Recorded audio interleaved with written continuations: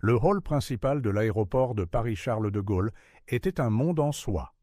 Des gens de toutes sortes traversaient le vaste espace dans différentes directions, traînant des valises, consultant leurs montres, parlant au téléphone.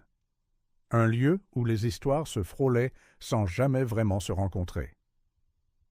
Antoine Dubois le traversait avec l'assurance de celui qui se sent partout chez lui, exsudant la confiance de quelqu'un habitué à ouvrir les portes par sa simple présence. Vêtu d'un costume bleu marine qui coûtait plus cher que de nombreuses voitures, le PDG de Créanum consulta sa messagerie pour ce qui semblait être la 1000e fois. Le lancement de la nouvelle filiale internationale avait consumé tout son temps ces dernières semaines. C'était un projet ambitieux, nécessitant des réunions constantes dans différentes villes pour aligner les détails de l'accord massif qui allait changer le statut de l'entreprise. « Monsieur Dubois, votre embarquement prioritaire commence dans 10 minutes », l'informa Léa, son assistante personnelle, toujours aussi efficace. « Merci Léa. Allez-y, je veux encore me dégourdir un peu les jambes. » Léa hocha la tête et s'éloigna, le laissant seul avec ses pensées. C'est dans cette brève pause de son rythme effréné qu'Antoine la remarqua pour la première fois. Une petite fille était assise seule sur l'un des bancs métalliques. Elle n'avait l'air ni perdue ni effrayée, juste en attente. Ses jambes se balançaient dans le vide, n'atteignant pas le sol. Elle portait un manteau rouge, bien trop grand pour elle, serrant dans ses mains une photographie qui semblait avoir été pliée et dépliée des centaines de fois. Ce qui attira l'attention d'Antoine, c'était la façon dont elle étudiait chaque passager qui croisait son champ de vision. Ses yeux vigilants scrutaient visage après visage, comme si elle cherchait quelqu'un de spécifique. Après chaque déception, elle jetait un nouveau coup d'œil à la photo froissée, semblant y chercher la confirmation qu'elle cherchait bien la bonne personne. Antoine sentit un étrange pincement au cœur, un malaise, comme un souvenir importun menaçant de refaire surface. Il y avait quelque chose d'étrangement familier dans cette scène. Dernier appel pour l'embarquement prioritaire du vol 745 à destination de Boston, annonça le haut-parleur, le forçant à détacher son regard de la fillette. Antoine se dirigea vers la porte d'embarquement. Les affaires l'attendaient. Une acquisition de 2,7 milliards de dollars ne pouvait être retardée par des élans de sentimentalité passager. 3 jours plus tard, alors qu'il embarquait sur un vol pour Chicago pour une réunion cruciale avec des investisseurs intéressés par la nouvelle filiale, Antoine la revit. Même banque, même manteau rouge, même photographie, la même concentration intense alors qu'elle examinait chaque visage qui passait. Quelque chose dans ce dévouement silencieux le troublait profondément. « Cette petite ?» se surprit Antoine à demander à un employé de l'aéroport. « Elle est toujours là ?» L'homme regarda dans la direction indiquée par Antoine et sourit avec familiarité. « Ah oui, la petite au manteau rouge. Elle vient presque tous les jours après l'école. Sa mère travaille à la librairie du terminal et la laisse attendre là. Tout le monde la connaît maintenant. Et que cherche-t-elle » L'employé haussa les épaules. « Personne n'est sûr. Elle ne parle pas beaucoup. Elle reste juste assise là à regarder tous ceux qui passent. Probablement juste un jeu d'enfant. » Mais Antoine savait que ce n'était pas un jeu. Il y avait dans l'expression de cette fillette une gravité presque douloureuse à voir. Ce même vendredi, de retour d'une réunion à Seattle avec les architectes responsables de la conception de la nouvelle filiale, Antoine la croisa une fois de plus. Il était déjà tard dans la soirée et le trafic de l'aéroport avait considérablement diminué. La fillette était toujours là, infatigable dans sa vigile solitaire. Antoine ne pouvait plus ignorer cette présence qui, pour une raison inexplicable, le perturbait tant. Quelque chose dans cette attente constante remuait des parties de lui-même qu'il préférait garder en sommeil, des souvenirs d'un autre aéroport, d'un autre adieu. Sophie. Le prénom surgit dans son esprit sans crier gare, comme un visiteur indésirable frappant à la porte. Sophie avec ses yeux brillants et son rire facile. Sophie à qui il avait promis de revenir après seulement 1 an dans la Silicon Valley. Sophie qu'il avait laissée derrière lui en gravissant les échelons de sa brillante carrière. Dans son siège de première classe, Antoine ferma les yeux, essayant de bannir les souvenirs qui appartenaient au passé, un chapitre clos de sa vie. Il avait fait des choix, privilégiant l'ambition aux relations. Et ses choix l'avaient mené exactement là où il voulait être, au sommet. Alors pourquoi la vue de cette fillette attendant à l'aéroport le dérangeait-elle autant? Le lundi suivant, Antoine aurait pu envoyer son vice-président à la réunion de Dallas avec les fournisseurs technologiques pour la nouvelle filiale. C'était une négociation qui ne nécessitait pas forcément sa présence, mais il y alla quand même, sachant qu'il passerait une fois de plus par l'aéroport. Et elle était là, comme une constante dans un univers de variables, la petite silhouette au manteau rouge, assise patiemment, examinant les visages avec un espoir qui se renouvelait après chaque déception. Antoine l'observa de loin, ressentant un mélange de fascination et d'inconfort. Un des gardes de sécurité passa et lui fit un signe amical. La fillette répondit timidement au signe avant de reprendre sa tâche. Depuis combien de temps attendait-elle? Antoine se surprit à penser que c'était une question dangereuse qui en entraînait d'autres, encore plus menaçantes. Combien de temps Sophie l'avait-elle attendu? Avait-elle attendu son retour comme promis, ou avait-elle tourné la page, réalisant que certaines promesses n'étaient jamais destinées à être tenues? Monsieur Dubois? La voix du pilote de son jet privé le ramena au présent. « Nous sommes prêts à décoller quand vous le souhaiterez. » Antoine hocha la tête, s'éloignant de la baie vitrée. « Allons-y. » Alors que l'avion prenait de l'altitude, Antoine ne pouvait chasser l'image de la fillette de son esprit. Il y avait quelque chose dans cette attente obstinée qui lui entrait sous la peau, l'accusant silencieusement. Lui qui ne regardait jamais en arrière, qui avançait toujours avec la détermination d'un prédateur, se retrouvait maintenant hanté par l'image d'une enfant attendant dans un aéroport. Fairchild, Huang, sans dire un mot, pouvait poser les questions qu'il avait passé des années à éviter. Jeudi, de retour de New York après avoir signé des contrats cruciaux pour l'expansion internationale, la même scène, comme un film bloqué sur une boucle. La fillette au manteau rouge, la photographie froissée, l'attente sans fin. Cette fois, quelque chose se brisa en Antoine. Une barrière invisible qui l'avait maintenu debout pendant des années. Il avait une décision à prendre. Il pouvait continuer à passer devant cet enfant comme il l'avait fait avec d'innombrables personnes dans sa vie, offrant un regard rapide et indifférent, concentré uniquement sur son prochain objectif, où il pouvait s'arrêter pour la première fois depuis longtemps et vraiment voir. Antoine Dubois, le PDG implacable, le négociateur brillant, l'homme qui ne laissait jamais les émotions interférer avec ses décisions, se sentit étrangement vulnérable face à ce simple choix. Prenant son téléphone pour reporter sa prochaine réunion, Antoine prit sa décision. Demain, à son retour, il n'observerait pas seulement la fillette de loin. Demain, il lui parlerait. Il lui demanderait ce qu'elle cherchait, qui elle attendait si fidèlement. Ce qu'Antoine ne savait pas, alors que son avion fendait les nuages pour rentrer chez lui, c'est que cette simple décision allait changer le cours de sa vie pour toujours.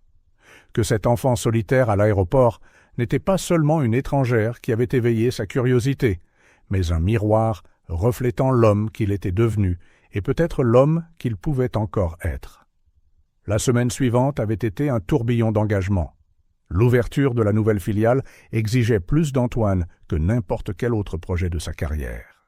Des contrats révisés jusque tard dans la nuit, des appels téléphoniques avec des investisseurs à des fuseaux horaires impossibles, et le sentiment constant que même en tant que PDG, il y avait 1 million de détails que lui seul pouvait gérer. Pourtant, au milieu de cette tempête de responsabilités, Antoine ne pouvait oublier la fillette de l'aéroport. Cette petite silhouette au manteau rouge surdimensionné avait élu domicile dans un coin de son esprit, apparaissant à des moments inattendus tout au long de la journée. « Tout va bien, monsieur ?» demanda son assistante lors d'une réunion, le surprenant à regarder distraitement par la fenêtre. « Oui, bien sûr, » répondit rapidement Antoine, se reconcentrant sur le sujet. Mais il n'allait pas bien. Il y avait quelque chose chez cet enfant, dans cette attente silencieuse, qui le troublait d'une manière qu'il ne pouvait expliquer. Le vendredi, après avoir finalisé les derniers détails d'un contrat avec des partenaires japonais pour la nouvelle filiale, Antoine décida de prendre un vol plus tard que prévu. Aucune réunion n'était programmée pour la fin d'après-midi, et pour la première fois depuis des années, il se réserva quelques heures dans son agenda, sans aucune obligation. Même son assistante n'en revenait pas quand il annonça qu'il prenait son après-midi. « Vous êtes malade ?» demanda-t-elle, mi-sérieuse, mi-inquiète. Antoine sourit, mais ne répondit pas. Comment pouvait-il expliquer qu'il réorganisait son emploi du temps, laissant tomber des obligations importantes, juste pour parler à une enfant inconnue dans un aéroport? Lui-même comprenait à peine ses propres actions. Le hall de l'aéroport était plus fréquenté que d'habitude, ce vendredi après-midi. Des touristes impatients de commencer le week-end, des cadres rentrant chez eux après des jours de voyage d'affaires. Antoine navigua à travers la foule avec l'aisance de quelqu'un qui connaissait chaque recoin de cet endroit. Et elle était là, ponctuelle comme toujours, la petite Élise, assise sur le même banc, tenant la même photographie, observant chaque visage avec le même espoir infini. Aujourd'hui, cependant, ce serait différent. Aujourd'hui, Antoine n'observerait pas seulement de loin. Il s'approcha lentement, ressentant une hésitation inhabituelle. Ici, il n'était pas le PDG impitoyable, le négociateur qui concluait des accords d'1 milliard de dollars sans ciller. Il n'était qu'un homme s'approchant d'une enfant, incertain de ce qu'il fallait dire. « Bonjour », dit-il finalement, s'arrêtant à une distance respectueuse. La fillette leva les yeux, surprise que quelqu'un s'adresse à elle. Ses grands yeux brillants étudièrent Antoine un instant, comme si elle essayait de le placer dans un souvenir. « Bonjour », répondit-elle, sa voix timide, mais sans peur. « Vous êtes le monsieur qui passe toujours par ici. » L'observation prit Antoine par surprise. Il ne s'attendait pas à être reconnu. « Oui, c'est moi. Je m'appelle Antoine. Et toi, comment t'appelles-tu ?»« Élise, » dit-elle, s'ajustant sur le banc trop grand pour elle. « Vous travaillez à l'aéroport ?» Antoine sourit à la question innocente. « Non, mais je voyage beaucoup. C'est pour ça que je passe toujours par ici. » Il hésita un instant. « Je peux m'asseoir ?» Élise hocha la tête, se décalant pour faire de la place sur le banc. Antoine s'assit, gardant une distance polie. Il y avait quelque chose de surprenamment naturel dans l'interaction. Il s'attendait à ce que la fillette soit plus méfiante envers les étrangers. « Tu es toujours là ?» commenta Antoine, essayant de ne pas paraître trop direct. « Tu attends quelqu'un ?» Le visage d'Élise s'illumina à la question, comme si elle était heureuse que quelqu'un le lui demande enfin. « J'attends mon papa », répondit-elle simplement. « Il est parti pour un très long voyage il y a longtemps, mais il va revenir un jour. » Antoine sentit sa poitrine se serrer. Il y avait quelque chose de profondément triste dans ces mots, prononcés avec une telle certitude enfantine. « Un très long voyage ?» demanda-t-il doucement. Élise hocha la tête, ses yeux brillants d'un mélange de fierté et de désir. « Maman dit qu'il a dû voyager pour faire des choses importantes, qu'il est très intelligent et qu'il travaille avec des ordinateurs. » Elle récitait cela comme une histoire qu'elle avait entendue de nombreuses fois. « Un jour, il reviendra et je veux être là quand ça arrivera. »« Et comment le reconnaîtras-tu » demanda Antoine, sa voix à peine plus qu'un murmure. Élise leva la photographie qu'elle tenait comme pour répondre à la question la plus évidente du monde. « Maman dit qu'il ressemblera à cette photo et qu'il me reconnaîtra tout de suite parce qu'on se ressemble. »« Je peux voir la photo ?» demanda Antoine, tendant prudemment la main. Élise hésita un instant, comme si la photo était son plus grand trésor. Puis, avec la confiance que seuls les enfants peuvent accorder aux étrangers, elle la tendit à Antoine. « C'est ma maman », expliqua Élise en montrant l'image. « Papa a pris cette photo avant de partir. » Antoine baissa les yeux sur la photographie usée et patinée. Tout autour de lui semblait ralentir, le bruit incessant de l'aéroport s'estompant en un murmure lointain. Sur la photo, une jeune femme souriait à l'objectif, ses cheveux bruns tombant en douces vagues sur ses épaules et ses yeux semblant brillants même sur le papier délavé. Sophie, la même Sophie qu'il avait quittée des années plus tôt, en promettant de revenir après seulement 1 an dans la Silicon Valley. La même Sophie dont il avait brisé le cœur lorsque les appels s'étaient raréfiés, les promesses plus creuses, jusqu'à ce que le silence les consume tous les deux. Antoine se figea. Son corps entier semblait paralysé, piégé dans un moment de reconnaissance dévastateur. Les années avaient été clémentes avec Sophie. Sur la photo, elle paraissait plus mûre, mais toujours aussi belle que dans son souvenir. C'était impossible, et pourtant cela avait parfaitement du sens. « Ça ne va pas, monsieur Antoine ?» La voix inquiète d'Élise le ramena à la réalité. Antoine réalisa qu'il était resté silencieux bien trop longtemps, fixant la photo avec une expression qui devait avoir alarmé la fillette. Des larmes coulaient maintenant sur ses joues, ce qui ne lui était pas arrivé depuis des années. Il les essuya rapidement, essayant de retrouver son sang-froid. « Oui, ça va », parvint-il à dire, sa voix trahissant son émotion. « Ta maman est très belle. » Élise rayonna de fierté. C'est la plus jolie du monde entier et la plus intelligente aussi. Elle enseigne les livres dans une grande école. « La littérature », murmura Antoine, plus pour lui-même que pour Élise. Sophie avait toujours voulu être professeure de littérature. Elle en parlait avec des yeux brillants lors de leur première rencontre, à l'époque où Antoine n'était qu'un programmeur avec de grands rêves et pas grand-chose d'autre. « Comment vous savez ?» demanda Élise, inclinant la tête avec curiosité. Le cœur d'Antoine s'emballa. Il était déjà allé trop loin. « J'ai deviné. D'après la façon dont tu parlais d'elle, improvisa-t-il, lui rendant la photo avec des mains tremblantes.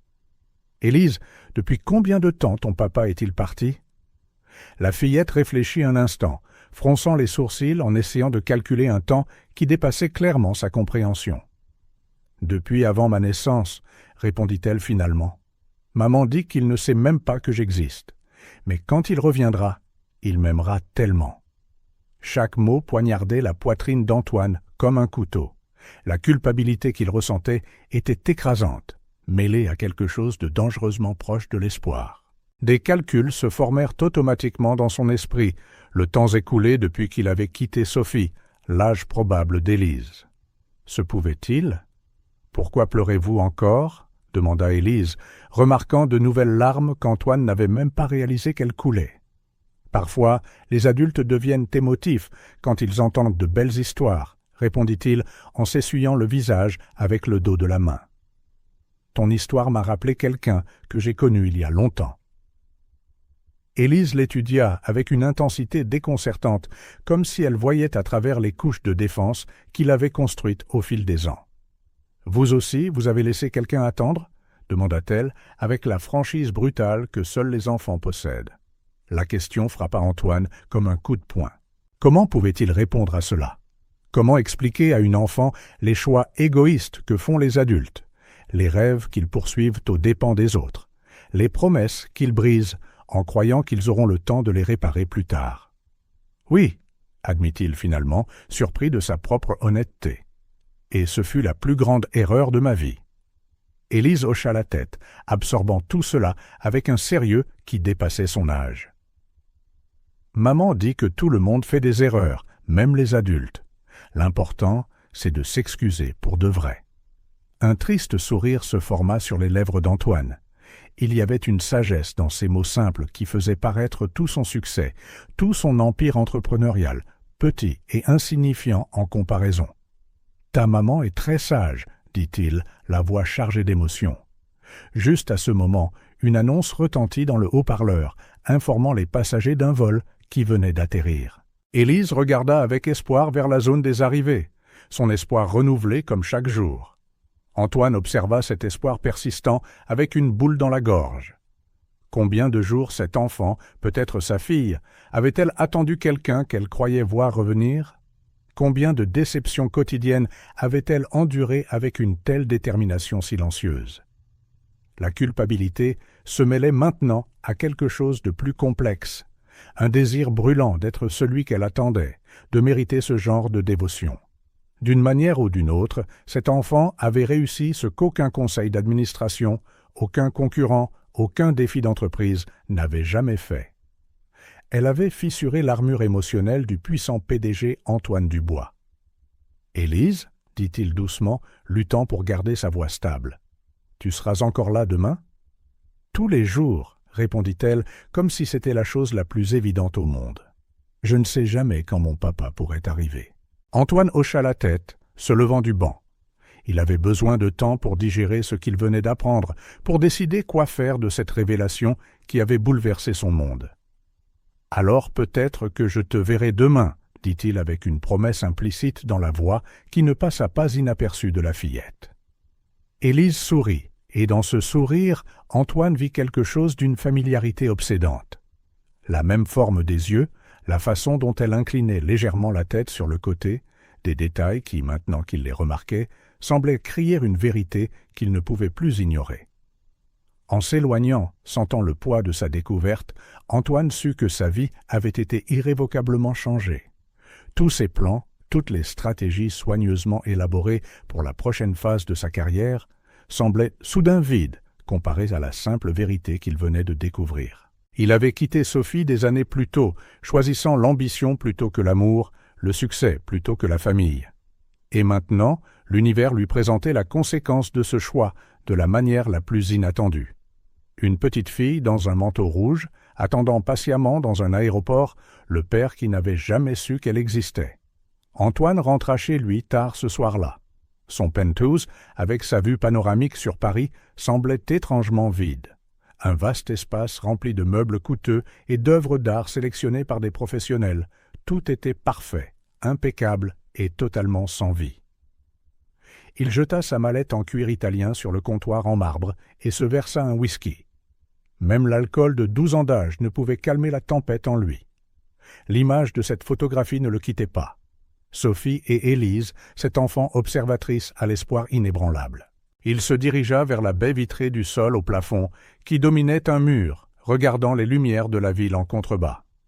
Il avait travaillé sans relâche pour obtenir tout cela, chaque décision, chaque sacrifice, chaque relation laissée derrière lui, justifiée par le succès qu'il avait atteint. À 38 ans, Antoine Dubois était le plus jeune PDG de l'industrie technologique à diriger une entreprise de ce calibre.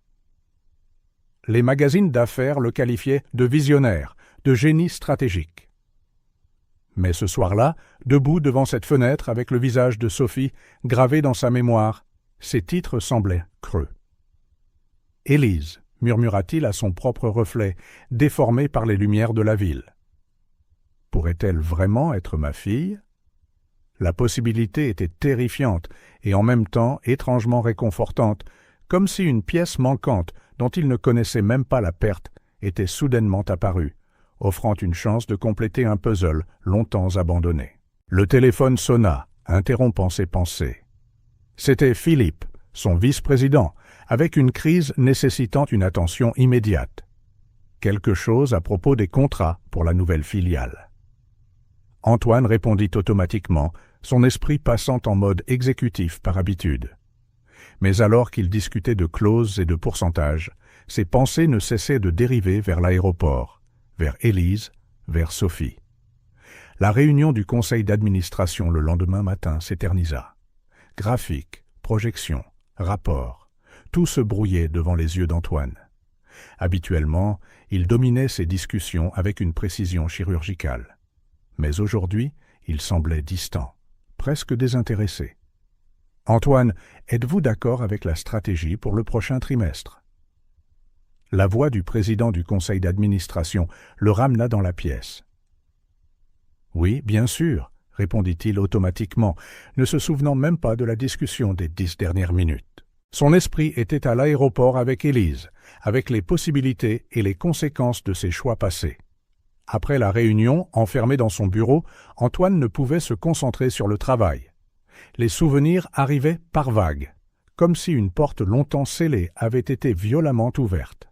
Sophie a 23 ans, ses cheveux flottant au vent, riant alors qu'ils se promenaient dans un parc lors de leur premier rendez-vous.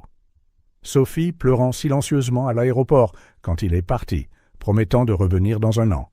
Leurs premiers appels vidéo si pleins d'excitation, de projets et de promesses, les appels devenant plus courts, plus espacés, à mesure que sa carrière montait en flèche.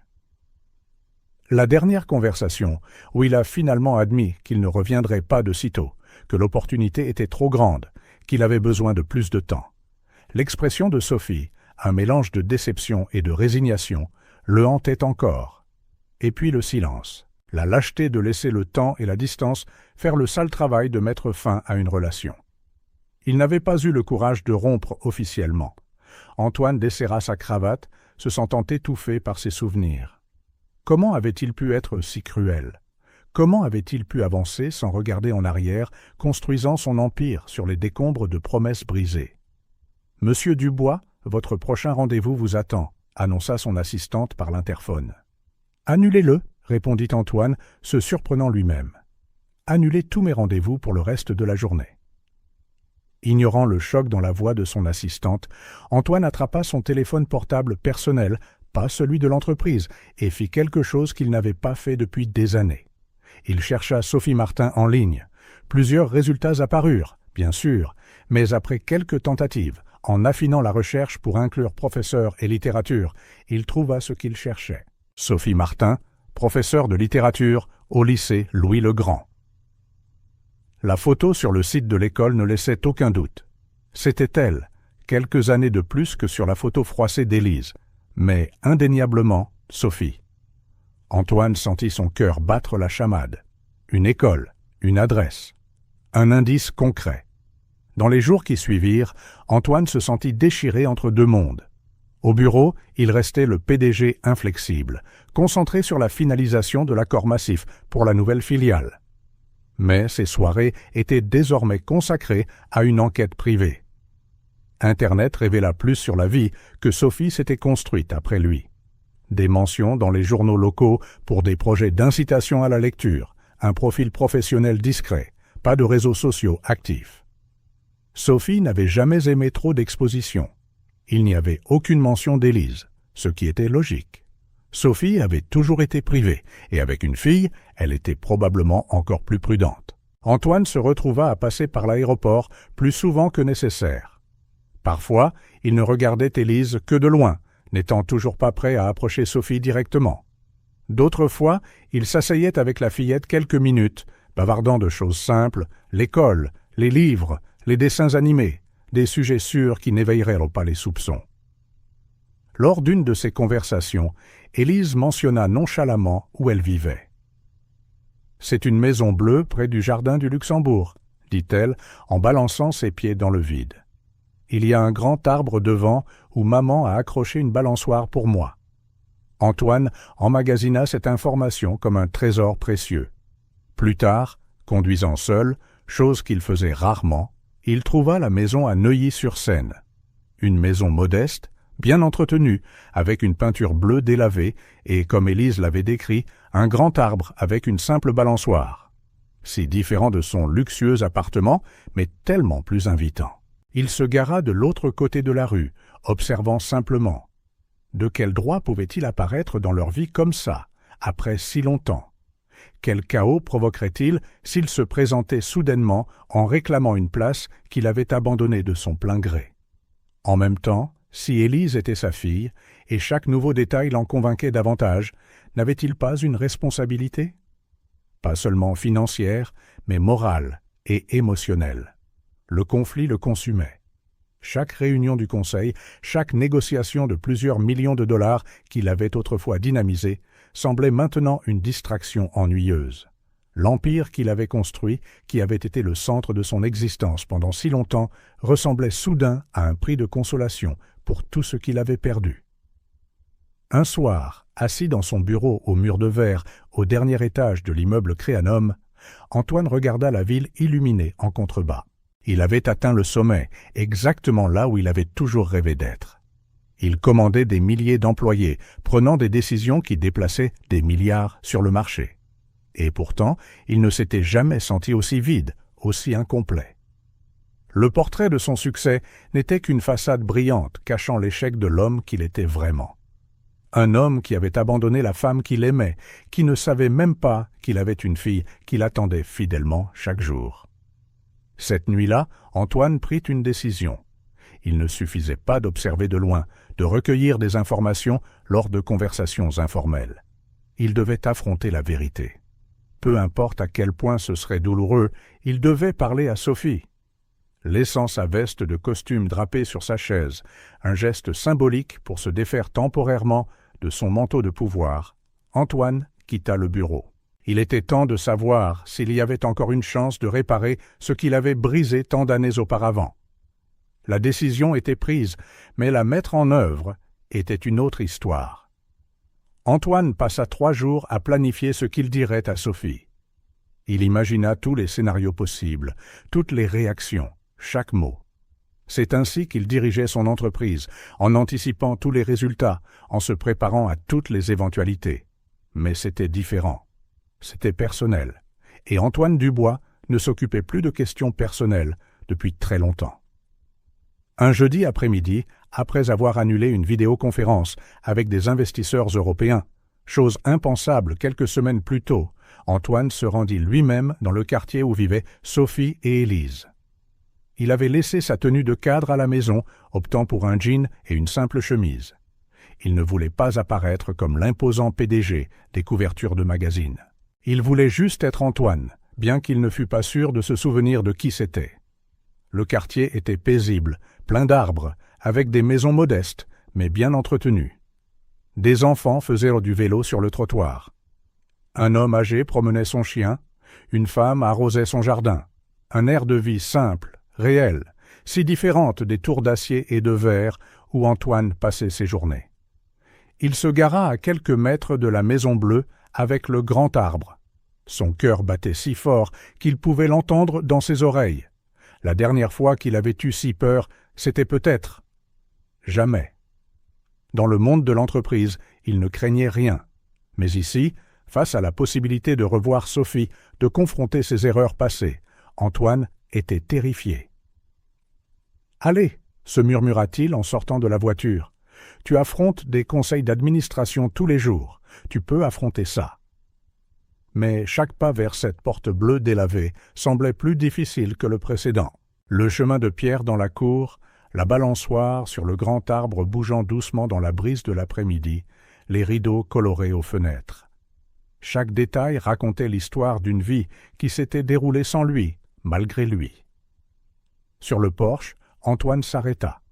C'était sa dernière chance de faire demi-tour, de retourner dans son monde sûr de feuilles de calcul et de contrats, où tout était prévisible et contrôlable.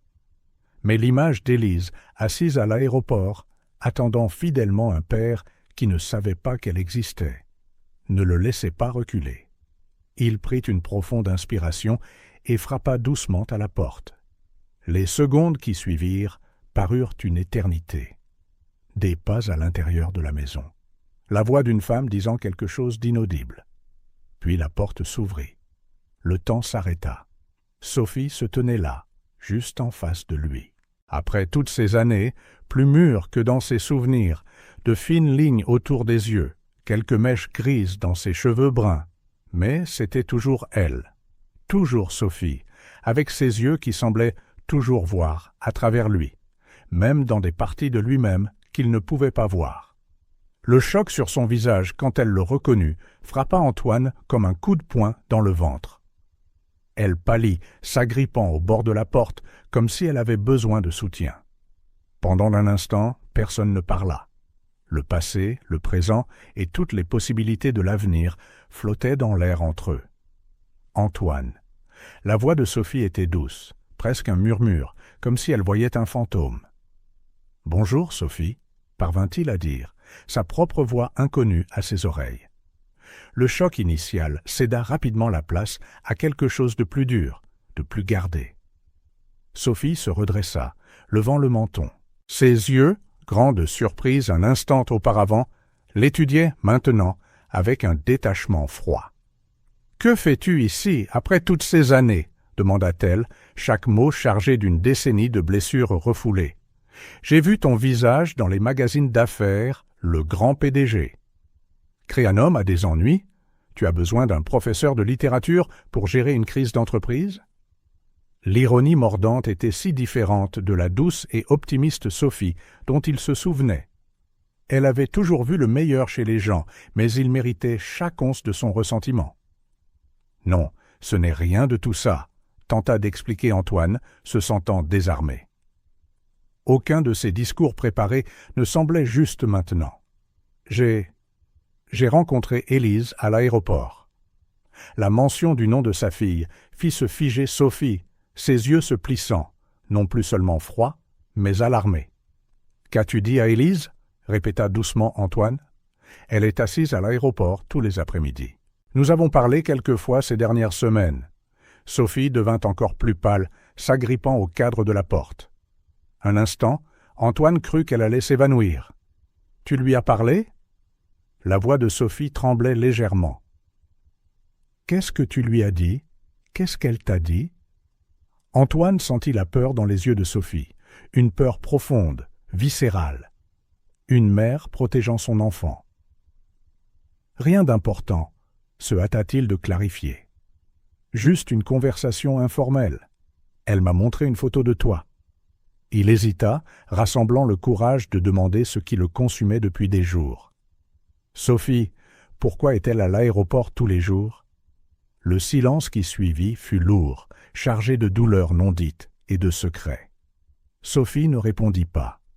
Des larmes brillaient dans ses yeux, qui étaient maintenant fixés sur un point au-delà de l'épaule d'Antoine, comme si elle ne pouvait se résoudre à le regarder. « Sophie !» pressa Antoine, sa voix presque suppliante. « Élise, est-elle » ?« Reste loin d'elle. » Sophie l'interrompit, se tournant pour le regarder avec une intensité qui le fit reculer.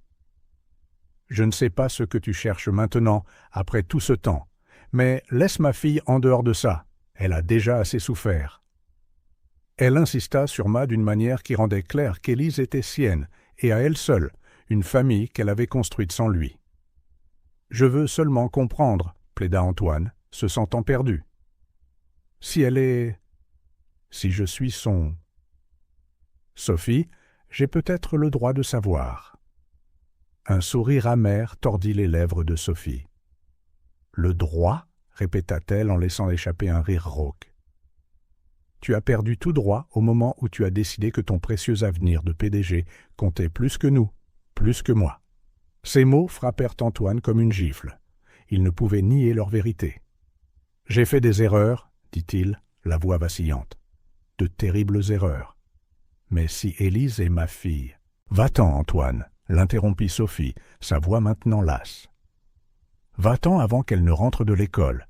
Elle n'a pas besoin de ça. Elle n'a pas besoin que tu apparaisses et disparaisses de sa vie, comme tu l'as fait avec la mienne. » Antoine sentit la panique monter.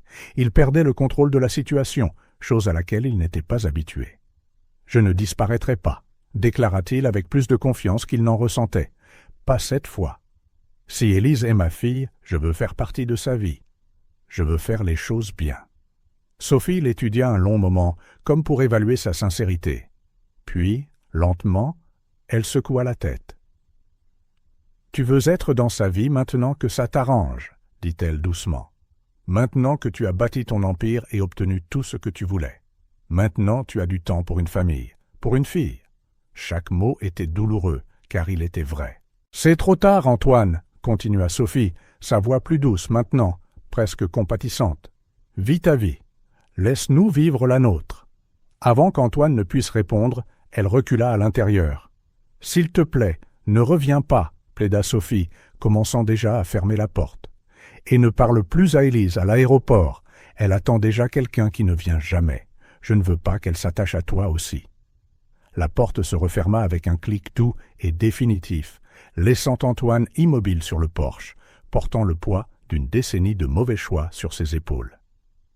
À travers la fenêtre, il surprit un léger mouvement du rideau. Sophie regardait pour s'assurer qu'il partait. Lentement, Antoine retourna à sa voiture. Le court trajet semblait infiniment plus long au retour qu'à l'aller. Chaque pas alourdi par le rejet, les questions sans réponse et les possibilités gâchées. Dans la voiture, il ne démarra pas tout de suite le moteur. Il resta simplement assis là, fixant la maison bleue avec le grand arbre et la balançoire qui se balançaient doucement. Une maison qui aurait pu être la sienne s'il avait fait des choix différents. Sophie n'avait ni confirmé ni nié qu'Élise était sa fille, mais sa réaction, sa peur, sa protection féroce en disaient plus que les mots. Maintenant, Antoine avait plus de questions que de réponses. Une chose, cependant, il la savait avec certitude. Il ne pouvait pas simplement s'en aller. Pas encore. Pas cette fois. 3 jours s'écoulèrent depuis la confrontation chez Sophie. 3 jours pendant lesquels Antoine pouvait à peine se concentrer sur son travail. Le rejet, la porte fermée, les questions sans réponse, tout cela tournait dans son esprit comme une tempête implacable. « Tout va bien, monsieur ?»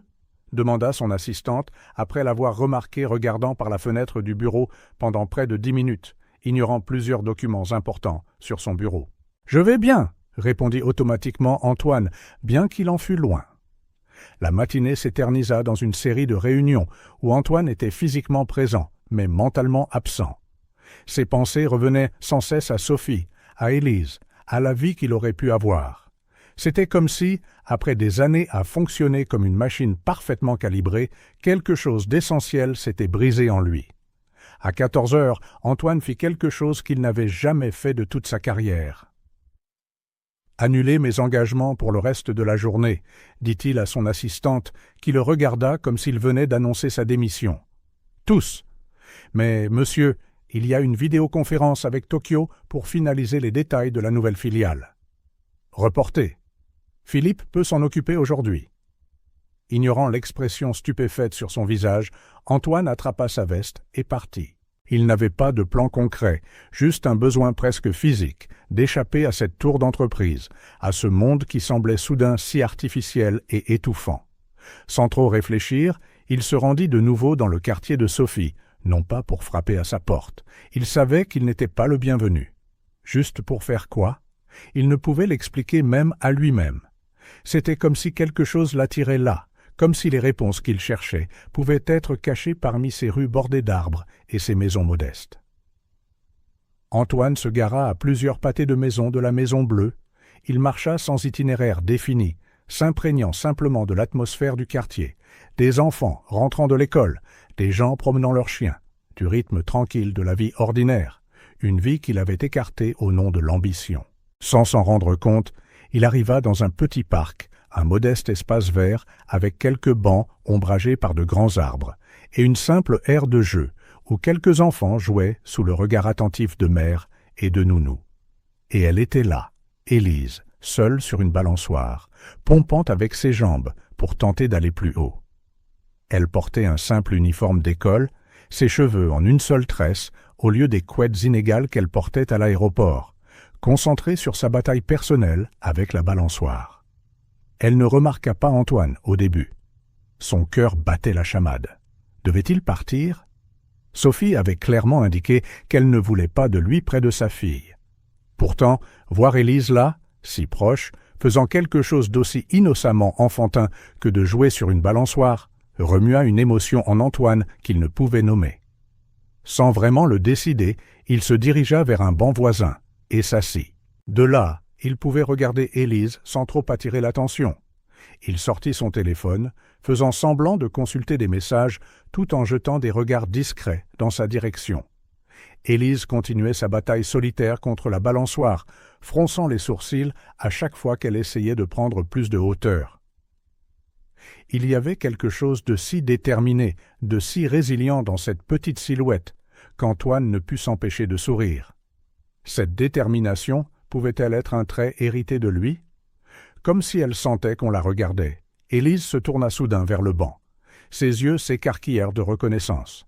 « Monsieur Antoine !» appela-t-elle, sautant de la balançoire encore en mouvement et courant vers lui. Antoine rangea rapidement son téléphone, surpris par la spontanéité avec laquelle Élise s'approchait de lui. Il n'y avait aucune trace d'hésitation ou de timidité excessive, juste une joie simple et authentique de voir un visage familier. « Salut, Élise !» dit-il, ressentant un étrange mélange d'anxiété et de bonheur. « Quelle coïncidence de te voir ici !» Élise s'arrêta devant lui, souriant timidement. De près maintenant, Antoine remarqua plus de détails qui lui semblaient de familiers. La forme de ses yeux, la façon dont elle inclinait légèrement la tête quand elle était curieuse. « Vous habitez par ici ?» demanda-t-elle en se balançant d'un pied sur l'autre. « Non, je me promenais juste, » dit Antoine, se sentant étrangement maladroit.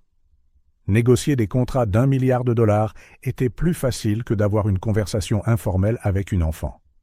Son enfant, peut-être. « Tu veux jouer avec moi sur la balançoire ?» invita Élise avec la générosité naturelle des enfants. J'essayais d'aller très haut, mais c'est difficile toute seule. La simplicité de sa demande prit Antoine au dépourvu. Quand quelqu'un l'avait-il invité à jouer pour la dernière fois? Quand avait-il fait quelque chose simplement pour le plaisir, sans objectif stratégique? « Bien sûr, » répondit-il en se levant du banc. même si ça fait longtemps que je ne suis pas monté sur une balançoire. Je suis peut-être un peu rouillé. » Élise rit comme s'il avait dit la chose la plus drôle du monde. Les gens ne rouillent pas, monsieur Antoine, seulement les choses en métal. Antoine sourit, la suivant jusqu'à l'aire de jeu. Il se sentait manifestement déplacé, un adulte dans une tenue coûteuse, entrant dans un espace clairement destiné aux enfants et à leurs accompagnateurs. Mais le sourire radieux d'Élise valait tout inconfort. « Vous devez vous asseoir et je vais pousser, » expliqua-t-elle sérieusement, comme si elle l'instruisait sur une procédure très complexe. Ensuite, on change. Antoine obtempéra, s'asseyant sur une balançoire définitivement trop petite pour un adulte. Il se sentait surdimensionné et maladroit, mais étonnamment libre. Élise se positionna derrière lui et poussa de toutes ses forces. « Vous êtes si lourd !» s'exclama-t-elle en gloussant de l'effort. « Je crois que je suis trop grand pour ça », convint Antoine, aidant avec ses pieds pour qu'elle ne soit pas déçue. Après quelques tentatives, ils échangèrent leurs places. Avec Élise sur la balançoire, Antoine la poussa doucement, la laissant monter plus haut qu'elle ne le pouvait seule, mais en gardant toujours la sécurité. Ses cris de joie, à chaque fois qu'elle s'élevait un peu plus loin, déclenchèrent en lui une émotion qu'il n'avait pas ressentie depuis des années. Un bonheur pur, simple. « Plus haut, monsieur Antoine !» suppliait Élise en riant. Après la balançoire, Élise lui montra sa cachette secrète, un espace entre deux buissons où elle gardait quelques pierres colorées et des feuilles spéciales. Elle lui montra aussi comment elle pouvait sauter 3 fois de suite sur la marelle sans faire une seule erreur, une compétence qu'elle affirmait que personne d'autre dans sa classe ne possédait. La simplicité de ce moment, la facilité avec laquelle Élise l'accueillit dans son petit monde, laissa Antoine stupéfait. Comment pouvait-il se connecter si rapidement, si profondément avec quelqu'un qu'il connaissait à peine? Pourtant, en même temps, elle n'était pas vraiment une étrangère. Elle était très probablement sa propre fille. « Vous aimez la glace, monsieur Antoine ?» demanda Élise, lorgnant un petit chariot de glace qui venait d'arriver au parc avec l'air plein d'espoir que seuls les enfants peuvent maîtriser. « Oui, j'aime ça, » répondit Antoine. « Quel est ton parfum préféré ?»« Chocolat, » répondit-elle sans hésitation. « Maman dit que je suis accro au chocolat, tout comme mon papa. » La mention désinvolte frappa Antoine comme un coup de poing. Il avait toujours adoré le chocolat. Coïncidence ou un autre indice? Ils achetèrent des glaces et s'assirent ensemble sur un banc. Élise bavarda sur son école, ses amis, ses histoires préférées, des fragments précieux de sa vie qu'Antoine absorbait comme un homme assoiffé, trouvant enfin de l'eau. « Maman va bientôt rentrer du travail », nota Élise en regardant la petite montre numérique à son poignet. Un simple modèle pour enfants, si différent de la Rolex qu'Antoine portait. « Je dois rentrer avant qu'elle ne s'inquiète. » Antoine ressentit à la fois du soulagement et de la déception. La rencontre se terminait, mais c'était probablement pour le mieux. Il ne voulait pas d'un autre affrontement avec Sophie. « J'ai passé un très bon moment à te voir aujourd'hui, Élise, » dit-il, plus sincère qu'il ne l'avait été dans sa vie d'adulte. « Vous viendrez ici demain aussi ?» demanda-t-elle avec un espoir qui lui fit mal au cœur. Il hésita. Devait-il promettre quelque chose qu'il ne pourrait peut-être pas tenir? Cela ne ferait-il pas que répéter le cycle des déceptions? « Je vais essayer, » répondit-il finalement. « J'ai beaucoup de réunions, mais je ferai de mon mieux. » Le sourire qu'elle lui offrit rendit toute réunion, toute affaire, toute responsabilité d'entreprise insignifiante en comparaison. Alors qu'il regardait Élise sprinter vers la sortie du parc, agitant une dernière fois la main avant de disparaître au coin de la rue, Antoine ressentit quelque chose de à la fois terrifiant et merveilleux. En une seule heure de conversation simple et de jeu d'enfant, cette fillette s'était emparée d'une place dans son cœur, plus grande que n'importe quel succès professionnel qu'il ait jamais atteint. Et cette prise de conscience l'effrayait plus que tout ce qu'il avait affronté dans le monde de l'entreprise. La rencontre fortuite dans le parc changea quelque chose de fondamental en Antoine. De retour au bureau le lendemain, il découvrit que les priorités qui l'avaient guidé pendant tant d'années semblaient maintenant étrangement creuses. Il regarda son emploi du temps chargé et pour la première fois ne vit pas des réalisations et des opportunités, mais des obstacles le séparant de ce qui comptait vraiment. « Je veux que vous réorganisiez mon emploi du temps pour les prochaines semaines, » dit-il à son assistante stupéfaite. « Rien après 15 heures, sauf si c'est absolument crucial pour le lancement de la nouvelle filiale. »« Monsieur Dubois, c'est inhabituel, » répondit-elle prudemment. « Nous avons des investisseurs qui attendent des mois pour seulement 15 minutes de votre temps. »« Alors, ils devront attendre un peu plus longtemps, » répondit Antoine avec détermination. « Ou ils peuvent parler à Philippe. Il est temps qu'il prenne plus de responsabilités. » La nouvelle se répandit rapidement dans l'entreprise. Le PDG bourreau de travail, normalement le premier arrivé et le dernier parti, quittait maintenant religieusement le bureau à 15 heures. Les spéculations allaient bon train. Certains parlaient de problèmes de santé, d'autres soupçonnaient une liaison secrète. Personne ne devina la vérité. Qu'Antoine Dubois, l'homme qui avait bâti un empire en privilégiant le travail avant tout, structurait maintenant sa vie autour de rencontres fortuites, quasi quotidiennes, avec une petite fille dans un parc de quartier. Le deuxième jour après la première rencontre au parc, Antoine revint à la même heure. Son cœur s'emballa lorsqu'il aperçut à nouveau Élise sur la balançoire, comme si elle l'y avait attendu. Le sourire sincère illuminant son visage quand elle le vit provoqua en lui un étrange mélange de joie et de chagrin. « Vous êtes venu » s'exclama-t-elle en courant vers lui. « Je pensais que vous seriez occupé avec vos réunions importantes. »« J'ai trouvé un peu de temps libre, » répondit Antoine, ressentant une étrange fierté d'avoir tenu sa promesse. Cet après-midi-là, ils construisirent un fort avec des branches tombées et des feuilles séchées. Antoine, qui dirigeait des équipes d'ingénieurs brillants et d'architectes renommés pour la construction de la nouvelle filiale internationale, suivait maintenant les ordres d'une petite commandante qui insistait pour que la porte soit orientée à l'ouest pour éloigner les monstres. Le lendemain, il apporta un petit livre qu'il avait acheté spécialement pour Élise après avoir découvert son amour pour les histoires d'aventure. Ses yeux s'illuminèrent d'une telle excitation en le recevant qu'Antoine sentit une boule dans sa gorge. « Personne ne m'a jamais offert de livre avant, sauf maman, » dit-elle en feuilletant les pages colorées avec révérence. « Merci, monsieur Antoine. » Un schéma se dessina. Des visites quasi quotidiennes au parc, en maintenant toujours la façade d'une rencontre fortuite, se terminant toujours avant que Sophie n'apparaisse. Chaque jour, Antoine apprenait quelque chose de nouveau sur Élise. Son parfum de glace préféré, chocolat avec des morceaux de biscuits. Sa couleur préférée, le rouge, comme mon manteau à l'aéroport. Son rêve d'avoir un chien. Maman dit que notre cour est trop petite. Son professeur préféré, Madame Martinez, parce qu'elle fait des voix différentes pour chaque personnage quand elle lit des histoires. En retour, Antoine partageait de petits fragments de sa propre enfance. Des histoires qu'il n'avait pas racontées depuis si longtemps qu'il les avait presque oubliées. Comment il construisait des avions en papier qui pouvaient voler étonnamment loin. Comment il avait inventé un code secret avec son meilleur ami pour échanger des messages que personne d'autre ne comprenait. Comment il aimait le chocolat tout autant qu'elle. « Tout comme mon papa », dit Élise à un moment donné avec tant de confiance qu'Antoine faillit tout avouer sur le champ. Mais il ne pouvait pas. Pas sans parler à Sophie d'abord, pas sans être absolument certain. Les semaines passèrent et le changement chez Antoine s'approfondit. Les réunions qu'il jugeait autrefois indispensables étaient maintenant déléguées sans hésitation. Les rapports qu'il lisait autrefois méticuleusement n'étaient consultés que rapidement.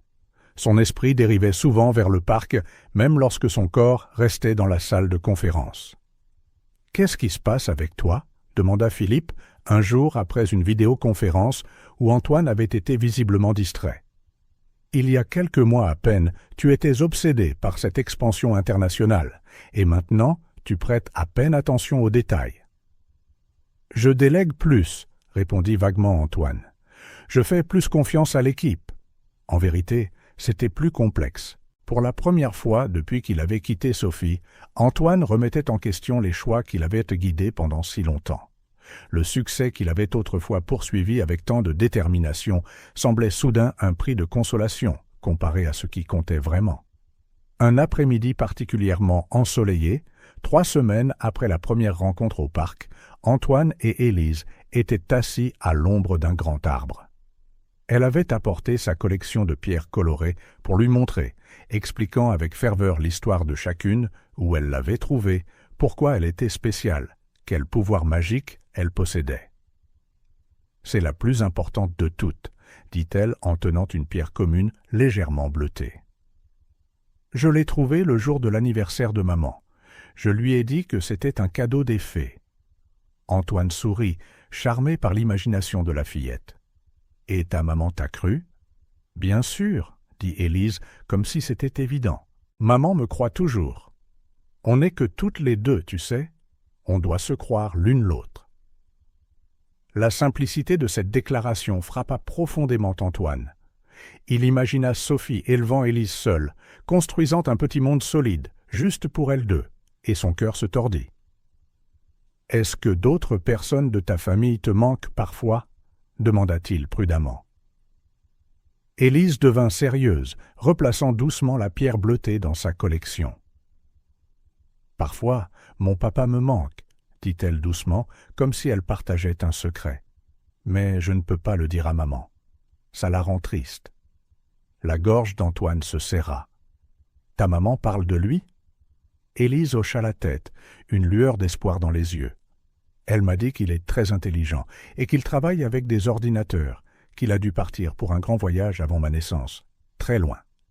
La fillette regarda le ciel comme si elle pouvait voir au-delà des nuages. Maman dit qu'il ne sait pas que j'existe, mais qu'un jour il reviendra, et quand il découvrira que j'existe, il m'aimera tellement.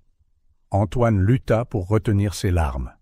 L'histoire que Sophie avait tissée pour protéger Élise, pour lui donner de l'espoir au lieu de l'abandon, était à la fois belle et dévastatrice. « C'est pour ça que tu vas à l'aéroport tous les jours ?» demanda-t-il doucement. Élise hocha la tête. « Maman dit qu'il pourrait revenir à tout moment. Je veux être là quand ça arrivera. » Elle sourit avec une confiance qui brisa le cœur d'Antoine.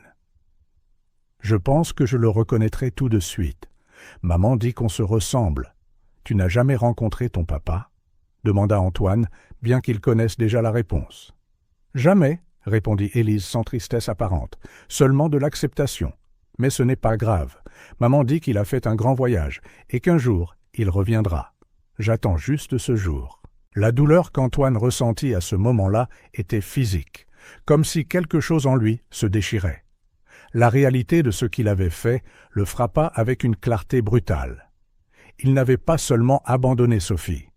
Il avait abandonné cette merveilleuse petite fille qui attendait maintenant fidèlement chaque jour un homme qui ne savait même pas qu'il devait revenir. Son ambition, son obsession du succès, sa concentration exclusive sur la construction de créer un homme l'avaient éloigné si loin de ce qui comptait vraiment que maintenant, assis sur l'herbe d'un simple parc, il reconnaissait à peine l'homme qu'il était devenu. « Et si, » commença Antoine, choisissant ses mots avec soin, « et si ton papa ne savait pas que tu l'attendais? Et s'il s'était perdu sur le chemin du retour ?» Élise considéra cela avec sérieux. « Maman dit que parfois les gens se perdent dans leur propre vie, » répondit-elle, avec une sagesse qui dépassait son âge. « Ils oublient comment retrouver le chemin de la maison. Mais si l'amour est réel, ils finissent toujours par le retrouver. » Antoine déglutit difficilement, incapable de répondre. Comment expliquer à une enfant que parfois les gens font des choix terribles et délibérés? Que parfois ce qui semble important sur le moment, le pouvoir, l'argent, le statut, éclipse ce qui compte vraiment. Tu penses que Tom pense que les gens qui font de grosses erreurs peuvent être pardonnés? Demanda-t-il finalement. Élise sourit, comme si la réponse était la chose la plus simple du monde. Maman dit que peu importe la taille de l'erreur. Ce qui compte, c'est la taille du regret. Si la personne le regrette vraiment, elle mérite une seconde chance. La simplicité de cette logique enfantine portait une vérité si profonde qu'Antoine sentit à nouveau les larmes monter. Une seconde chance.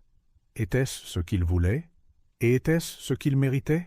« Vous êtes triste, monsieur Antoine ?» demanda Élise, remarquant son émotion. « Non, » dit-il en s'essuyant rapidement les yeux. « Je pense juste à quel point tu es intelligente. Ta maman doit être si fière de toi. » Élise sourit, mais son visage redevint sérieux. « Ne dis pas à maman que j'ai parlé de mon papa, demanda-t-elle, inquiète. C'est un peu un secret entre elle et moi. Elle n'aime pas en parler avec d'autres personnes. Je ne le dirai pas, promit Antoine. Une promesse qu'il était déterminé à tenir cette fois. En quittant le parc, Élise lui tenant la main avec une confiance qu'il savait ne pas mériter, Antoine réalisa qu'il avait atteint un point de non-retour. Il ne pouvait pas retourner à son ancienne vie en prétendant qu'Élise et Sophie n'existaient pas. Il ne pouvait pas continuer ses rencontres secrètes pour toujours, vivant dans l'ombre de leur vie. Il devait faire quelque chose. Il devait réparer ce qu'il avait brisé, si cela pouvait encore être réparé. Ce qu'il ne savait pas, c'est qu'à distance, partiellement dissimulée derrière un arbre, Sophie observait, le cœur déchiré entre la peur et quelque chose de dangereusement proche de l'espoir. Les visites de fin d'après-midi au parc devinrent le centre de la vie d'Antoine. L'homme qui vivait autrefois pour les réunions du conseil et les négociations à $1 million comptait maintenant les heures jusqu'à ce qu'il puisse quitter le bureau pour voir Élise dans ses jeux simples et ses conversations. Un mardi ensoleillé, il jouait à une partie d'échecs improvisée sur le sol avec des pierres et des feuilles représentant les pièces. Antoine avait enseigné à Élise les bases la semaine précédente, surpris de la rapidité avec laquelle elle apprenait. « Échec », annonça fièrement Élise, déplaçant une plus grosse pierre qui servait de tour. Antoine étudia l'échiquier improvisé avec une fausse gravité, comme s'il faisait face à un véritable défi. En vérité, il était plus intéressé par l'observation d'Élise. Elle fronçait les sourcils en se concentrant, créant une légère ride entre ses sourcils, tout comme lui. « Tu as l'air très sérieuse quand tu réfléchis », commenta Antoine nonchalamment. Élise ne leva même pas les yeux de l'échiquier. « Maman dit que j'ai l'air d'une scientifique qui travaille sur une expérience difficile, » répondit-elle, planifiant toujours ses prochains coups. Elle dit que je fronce les sourcils exactement comme le faisait mon papa. La remarque désinvolte fit se figer Antoine un instant. C'était la première fois qu'Élise mentionnait spontanément une similitude spécifique avec le père qu'elle n'avait jamais rencontré. Il jeta un coup d'œil à son reflet déformé dans une flaque d'eau voisine. Il avait en effet la même ride sur le front à ce moment précis. « Échec et maths !» s'exclama Élise, profitant de sa distraction pour coincer son roi. Elle rejeta la tête en arrière, riant de sa victoire. Et ce rire, un peu grave, commençant bas et montant, sonnait si familier qu'il donna des frissons à Antoine. Il avait entendu ce même rire dans les enregistrements de ses interviews, dans des vidéos d'entreprise, dans des discours aux investisseurs. C'était son propre rire reflété dans celui de cet enfant. « Vous m'avez laissé gagner » accusa-t-elle, toujours souriante. « Jamais !» protesta Antoine, feignant l'indignation. « Tu as gagné à la loyale. Tu as un esprit stratégique impressionnant. » Élise leva légèrement le menton, fière de l'éloge. Ce geste subtil était un autre miroir. Antoine faisait exactement la même chose en recevant un éloge qu'il estimait mérité, non pas avec une fausse modestie, mais avec une acceptation calme de sa propre capacité. Ces détails étaient si subtils, si ancrés dans des manières inconscientes, qu'ils ne pouvaient être appris ou imités. Ils étaient hérités, transmis par les gènes, avec la couleur des yeux et la forme des mains. Ce même après-midi, alors qu'il savourait une glace sur un banc du parc, Antoine remarqua que les yeux d'Élise n'étaient pas simplement bruns comme il l'avait d'abord supposé. Ils étaient d'une teinte noisette particulière, brun-vert, avec un anneau doré autour de la pupille, exactement comme les siens. Son trait distinctif que les journalistes avaient même mentionné dans des profils sur lui, décrivant poétiquement ses yeux comme des yeux d'ambre. « Tu aimes vraiment le chocolat, hein ?» remarqua-t-il, la regardant démolir sa glace avec enthousiasme. « C'est le meilleur parfum du monde, » répondit-elle fermement. « Maman dit que quand j'étais bébé, mon premier mot n'était pas « maman » ou « papa ». C'était « choco ». Antoine rit, se souvenant d'une histoire que sa propre mère racontait sur la façon dont son obsession pour le chocolat avait commencé si tôt qu'il avait essayé de voler des barres de chocolat dans le garde-manger avant même de savoir marcher. À chaque petite révélation, chaque manière partagée, chaque similitude de goût, c'était comme si les pièces d'un puzzle se mettaient en place, formant une image qu'il craignait et désirait à la fois voir achever. « Vous deux, vous semblez bien vous amuser, » dit une douce voix à proximité. Antoine leva les yeux pour voir une dame âgée leur souriant. C'était une figure familière du parc, les cheveux blancs en chignon, souvent vue en train de nourrir les pigeons et de bavarder avec les enfants et les parents. « Madame Rosa !» appela joyeusement Élise. « Regardez, je mange une glace au chocolat. »« Je vois ça, ma chérie, » répondit la vieille dame en s'asseyant sur le banc à côté d'eux. Et elle a l'air délicieuse. La femme regarda d'Élise à Antoine, puis de nouveau à Élise, avec cette observation calme et directe que les personnes âgées ont parfois. « Vous savez, dit-elle nonchalamment, vous deux, on dirait un père et sa fille. Vous avez le même regard déterminé. » Le commentaire, fait sans autre intention qu'une observation amicale, frappa Antoine comme un coup de foudre. C'était la première fois que quelqu'un d'autre verbalisait ce dont il était de plus en plus certain. Élise se contenta de sourire, inconsciente de la tension soudaine qui saisit Antoine. « Monsieur Antoine est mon ami de l'aéroport, » expliqua-t-elle à Madame Rosa. « Il me raconte des histoires sur les avions et les pays lointains. » Madame Rosa hocha la tête comme si cela expliquait tout. « Les amitiés intergénérationnelles sont précieuses, » dit-elle en se levant. « Eh bien, je vais nourrir mes amis à plumes maintenant. Passez une bonne après-midi, vous deux. » Antoine ne parvint qu'à hocher la tête de manière crispée. Son cœur s'emballait et il sentait une légère sueur sur son front, malgré la brise fraîche. « Ça va, monsieur Antoine » demanda Élise, remarquant son changement soudain. « Votre glace fond. »« Ça va » répondit-il rapidement, essayant de se ressaisir. « Je viens de me souvenir de quelque chose d'important dont je dois m'occuper. » Élise l'examina avec ses yeux, Noisette, ses yeux, et pendant un instant terrible, Antoine se demanda si elle commençait aussi à remarquer leur similitude. « Vous avez l'air effrayé, » observa-t-elle avec une candeur enfantine, « comme quand ma maman a vu une grosse araignée dans la salle de bain. » Antoine força un rire, espérant dissiper la tension. « Ce n'est rien d'aussi effrayant qu'une araignée, je promets. » Il prit une profonde inspiration, essayant de changer de sujet. « Alors, raconte-moi plus sur ton projet scientifique. » Élise se lança dans une explication enthousiaste sur la façon dont elle faisait pousser des haricots dans du coton pour son cours de sciences. Antoine fit de son mieux pour paraître complètement absorbé, bien que son esprit fût ailleurs. Madame Rosa avait vu en quelques minutes ce qui était sous ses yeux depuis des semaines. Ce n'étaient pas seulement des coïncidences ou son imagination cherchant des connexions.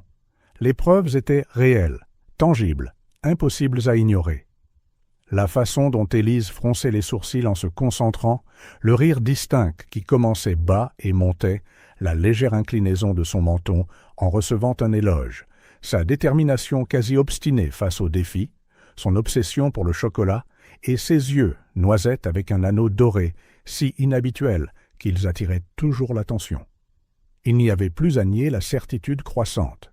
Élise n'était pas seulement la fille de Sophie. Elle était sa fille. Et d'une manière ou d'une autre, il devait découvrir pourquoi Sophie ne lui avait jamais parlé de la grossesse. Pourquoi elle avait créé une histoire sur un père lointain qui reviendrait un jour. Pourquoi elle laissait Élise attendre à l'aéroport jour après jour quelqu'un qui ne savait même pas qu'il devait revenir. En regardant Élise lécher les dernières traces de chocolat de sa cuillère, avec cette concentration intense si semblable à la sienne, Antoine sut qu'il était temps pour la vérité. Il ne pouvait pas continuer ses rencontres secrètes, ses moments volés. Il devait affronter Sophie, exiger des réponses, offrir quoi? Des excuses, une compensation. Une vie d'absence ne pouvait être effacée avec des mots ou de l'argent. Mais une chose était certaine, il ne s'enfuirait pas cette fois. Il n'abandonnerait pas Élise à nouveau, même si elle ne savait pas qu'elle avait déjà été abandonnée une fois. « À quoi pensez-vous, monsieur Antoine ?» demanda Élise, le sortant de ses pensées. « Vous avez encore ce visage concentré, celui qui ressemble au mien. »« Exactement comme le tien, » répéta doucement Antoine. « Je pense que je dois résoudre des choses importantes, Élise, des choses que j'ai laissées inachevées pendant bien trop longtemps. » Et pour la première fois depuis qu'il avait quitté Sophie des années plus tôt, Antoine Dubois se sentit prêt à affronter les conséquences de ses actes. La nuit tombait quand Antoine prit sa décision. Il avait passé les dernières heures à arpenter son penthouse, comme un animal en cage. Les mots de la vieille dame dans le parc résonnaient encore dans son esprit. Vous deux, on dirait un père et sa fille. Vous avez le même regard déterminé.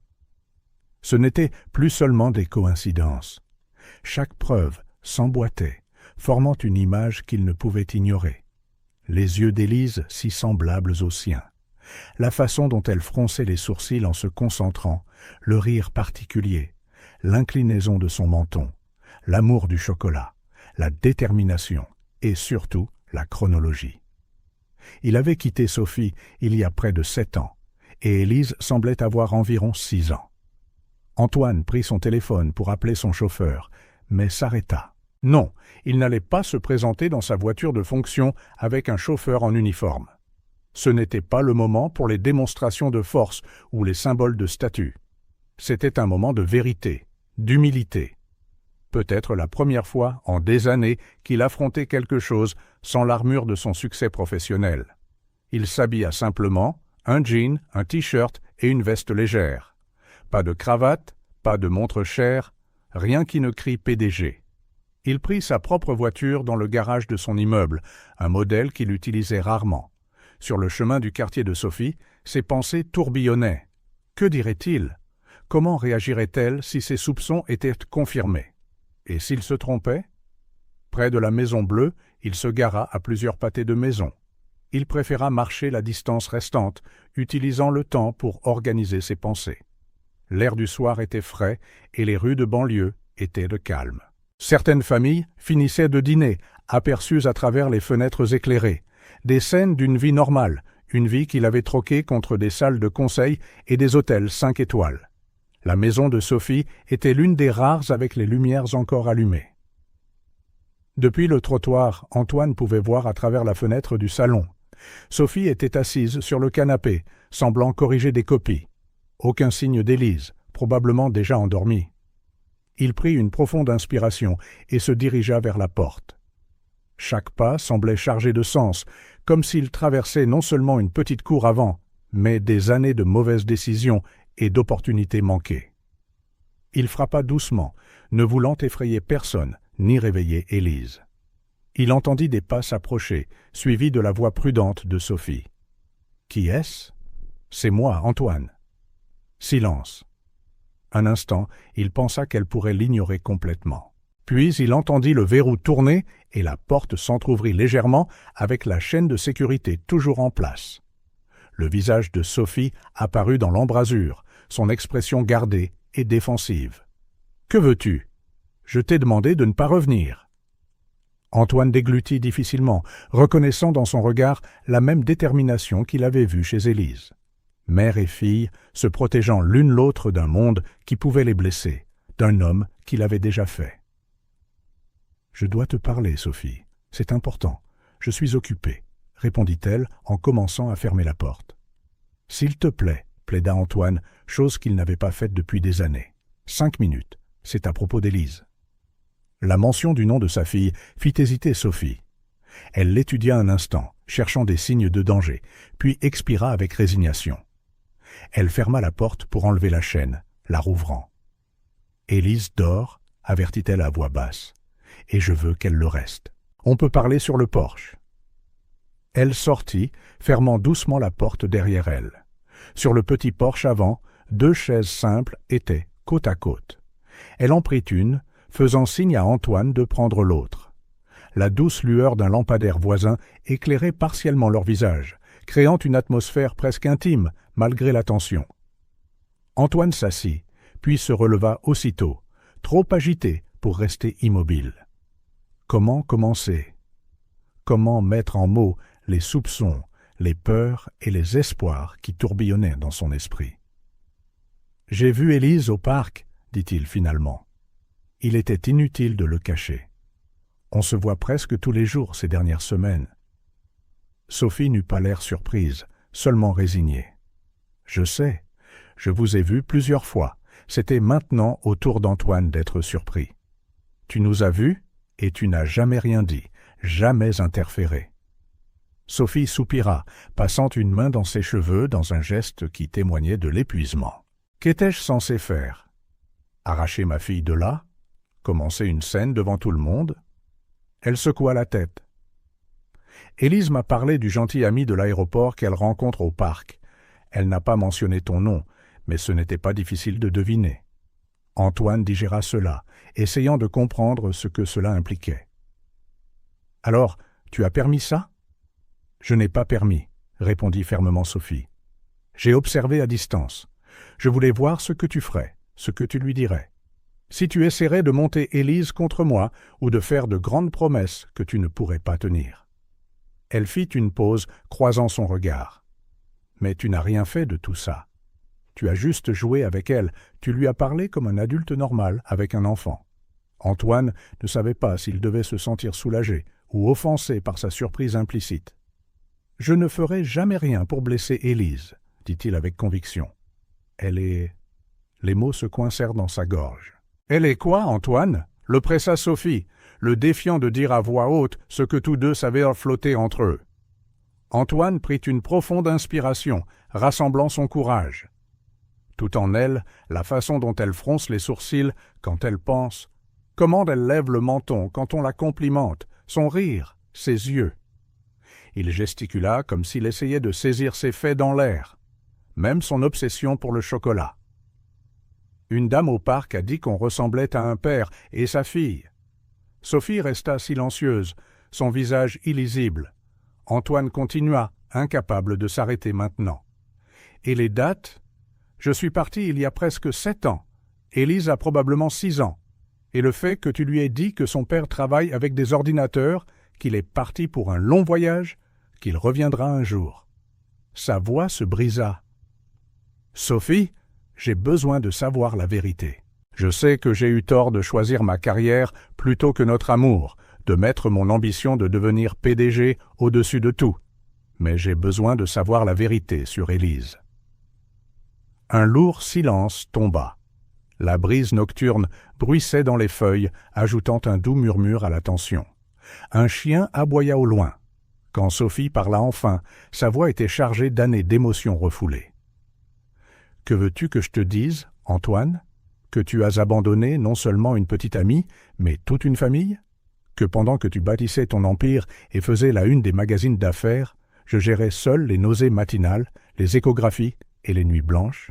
Que j'ai élevé ta fille en lui racontant des histoires d'un père merveilleux qui reviendrait un jour parce que c'était mieux que de lui dire la vérité. Qu'il ne se souciait tout simplement pas assez pour rester. Chaque mot était comme un couteau, poignardant précisément les points les plus vulnérables d'Antoine. Il tressaillit comme s'il avait été physiquement frappé. « Je ne savais pas, » murmura-t-il, la voix à peine audible. « Comment aurais-je pu savoir ? Tu ne m'as jamais dit que tu étais enceinte. » Sophie se leva brusquement, sa colère contenue explosant enfin. « Quand aurais-je dû te le dire exactement ? Quand tu as arrêté de répondre à mes appels ? Quand tu as changé de numéro ? Quand tu as décidé qu'un message par mois était tout ce que je méritais ?» Sa voix tremblait d'émotion. « Ou peut-être aurais-je dû me présenter à ton entreprise, enceinte, provoquant un scandale pour la star montante du PDG. » Antoine sentit tout le poids de ses choix passés. Chaque appel sans réponse, chaque message ignoré, chaque promesse brisée formait un mur qui semblait maintenant insurmontable. « Ce n'était pas tout comme ça, » cria-t-il faiblement. « Au début, je voulais vraiment revenir. On parlait tous les jours. Tu te souviens, on avait des projets. »« Au début, » répéta Sophie, son ton dangereusement calme. « Au début de n'importe quoi, les fiancés sont fidèles. Au début, les dictateurs promettent la prospérité. Au début, tous les contes de fées semblent avoir une fin heureuse. » Elle croisa les bras de manière protectrice. « Ce ne sont pas les débuts qui définissent les gens, Antoine. Ce sont les milieux, les fins, les choix qu'ils font quand l'excitation initiale s'estompe. » Antoine se passa les mains sur le visage, sentant le poids écrasant d'années de négligence. « Tu as raison, » admit-il finalement. « J'ai fait des choix terribles. J'ai privilégié des choses qui semblaient importantes à l'époque. Le succès, la reconnaissance, le pouvoir. Et j'ai perdu ce qui comptait vraiment. » Il leva les yeux pour croiser les siens, ne cachant pas sa vulnérabilité. « Mais je suis là maintenant, j'essaie de réparer, si c'est encore possible. » Sophie l'étudia un long moment, comme pour évaluer sa sincérité. « Pourquoi maintenant ? Parce que tu as découvert qu'Élise est probablement ta fille ? Si elle n'existait pas, serais-tu encore là à essayer de nous réparer ?» La question frappa Antoine comme une profonde prise de conscience. Aurait-il cherché Sophie si Élise n'avait pas fait partie de l'équation ? La réponse douloureuse était probablement non. Il avait tourné la page, construit sa vie, regardant rarement en arrière, sauf dans de rares moments de nostalgie. « Je ne sais pas, » répondit-il honnêtement. « Mais Élise existe, et il semble qu'elle soit ma fille. » Il fit une pause, rassemblant son courage pour la question finale. « N'est-ce pas ? Élise est ma fille, n'est-ce pas ?» Sophie se laissa retomber dans la chaise, l'air soudain épuisé. Quand elle parla, sa voix ne contenait plus de colère, seulement une résignation douloureuse. « Tu n'as vraiment pas réalisé qu'Élise est ta fille, Antoine. Au moment où tu es parti pour ton grand voyage pour construire ton empire, j'étais déjà enceinte, même si je ne le savais pas encore. Quand je l'ai découvert, tu avais déjà tourné la page, sans regarder en arrière. Alors j'ai décidé de tourner la page aussi. » La confirmation de Sophie frappa Antoine comme un raz-de-marée. Même s'il s'en doutait, même s'il avait assemblé tous les indices, l'entendre dire était tout à fait différent. Il s'appuya contre le mur, ses jambes se sentant faibles, dévasté par la pensée de tout ce qu'il avait manqué, de toutes les étapes de la vie de sa fille qu'il avait sacrifiées sur l'autel de l'ambition. « Tous ces jours à l'aéroport, » chuchota Antoine, la voix brisée. « Elle m'attendait. » Sophie hocha la tête, des larmes coulant silencieusement sur ses joues. « Oui, elle croit que tu reviendras un jour, que lorsque tu apprendras son existence, tu l'aimeras comme elle le mérite. C'est la seule chose que je t'ai demandé toutes ces années, même si tu ne le savais pas. Que le moment venu, tu ne la laisserais pas tomber comme tu m'as laissé tomber. » Antoine sentit des larmes sur ses propres joues. Il n'avait pas pleuré en public depuis son adolescence. Mais il ne pouvait se retenir maintenant. 6 ans. 6 ans de premiers pas, de premiers mots, de premiers jours d'école, 6 anniversaires, 6 Noëls, toute une vie de petits moments, irrémédiablement perdus. « Je veux faire partie de sa vie, » dit Antoine à travers ses larmes, sa voix à la fois émotive et déterminée. « Je veux la connaître vraiment, pas seulement comme l'ami de l'aéroport. Je veux qu'elle sache qui je suis. » Sophie le regarda, son visage gravé d'un mélange d'émotions. « Et comment penses-tu que ça va se passer ?» demanda-t-elle, non pas avec hostilité, mais avec une lassitude née d'années de lutte seule. « Tu vas juste te pointer demain et dire « Surprise, Élise, je suis ton papa. » Tu lui promettras d'être là, puis tu disparaîtras quand ton prochain contrat d'1 milliard de dollars se présentera. Tu voudras des droits de visite le week-end, sauf si tu es trop occupé à conclure des contrats. La frustration vacilla dans les yeux d'Antoine. Un instant, le PDG habitué à donner des ordres et à les voir exécutés menaça d'émerger. « C'est ma fille. »« J'ai le droit ?»« Le droit ?» l'interrompit Sophie, sa voix devenant glaciale. « Parle-moi des droits, Antoine. Lequel de ces droits as-tu exercé ces 6 dernières années? Quelle responsabilité as-tu assumée? Quel sacrifice as-tu fait ?» Ces mots étaient comme une gifle. Antoine recula, reconnaissant leur douloureuse vérité. « Aucun, » admit-il doucement. « Je n'ai rien fait de tout ça. Mais je veux commencer maintenant. » Il s'approcha, suppliant du regard. « S'il te plaît, Sophie, je veux le lui dire demain. Je veux commencer à réparer ce que j'ai brisé. » Sophie secoua fermement la tête. « Non, Antoine, tu n'es de retour dans nos vies que depuis quelques semaines. J'ai élevé Élise seule pendant 6 ans. Je le lui dirai quand je penserai que c'est le bon moment. Tu dois respecter ça. » Antoine sentit la frustration monter. Il était habitué à avoir le contrôle, à fixer les termes, à faire bouger les choses. L'idée d'attendre, de se conformer aux règles de quelqu'un d'autre, se heurtait à tout ce qu'il était devenu. « Mais il n'y a pas de « mais », dit sèchement Sophie. « Il ne s'agit pas seulement de regret. Il s'agit que tu comprennes vraiment la valeur de ce que tu as abandonné. Tout ton argent et ton pouvoir de PDG ne peuvent racheter les années perdues, ni ne t'accordent le droit de décider quoi que ce soit à son sujet. » Sophie adoucit légèrement son ton, voyant une douleur sincère dans ses yeux. « Comprends, Antoine. Élise n'est pas une affaire que tu peux acquérir juste parce que tu décides que ça en vaut la peine maintenant. C'est une personne, une enfant, aux sentiments fragiles et aux immenses espoirs concernant le père qu'elle n'a jamais rencontré. Si tu entres dans sa vie en tant que père et que tu en ressors parce que tu réalises que la paternité exige plus de temps et d'engagement que tu n'es prêt à donner. » Elle laissa la phrase en suspens. Antoine savait qu'elle avait raison.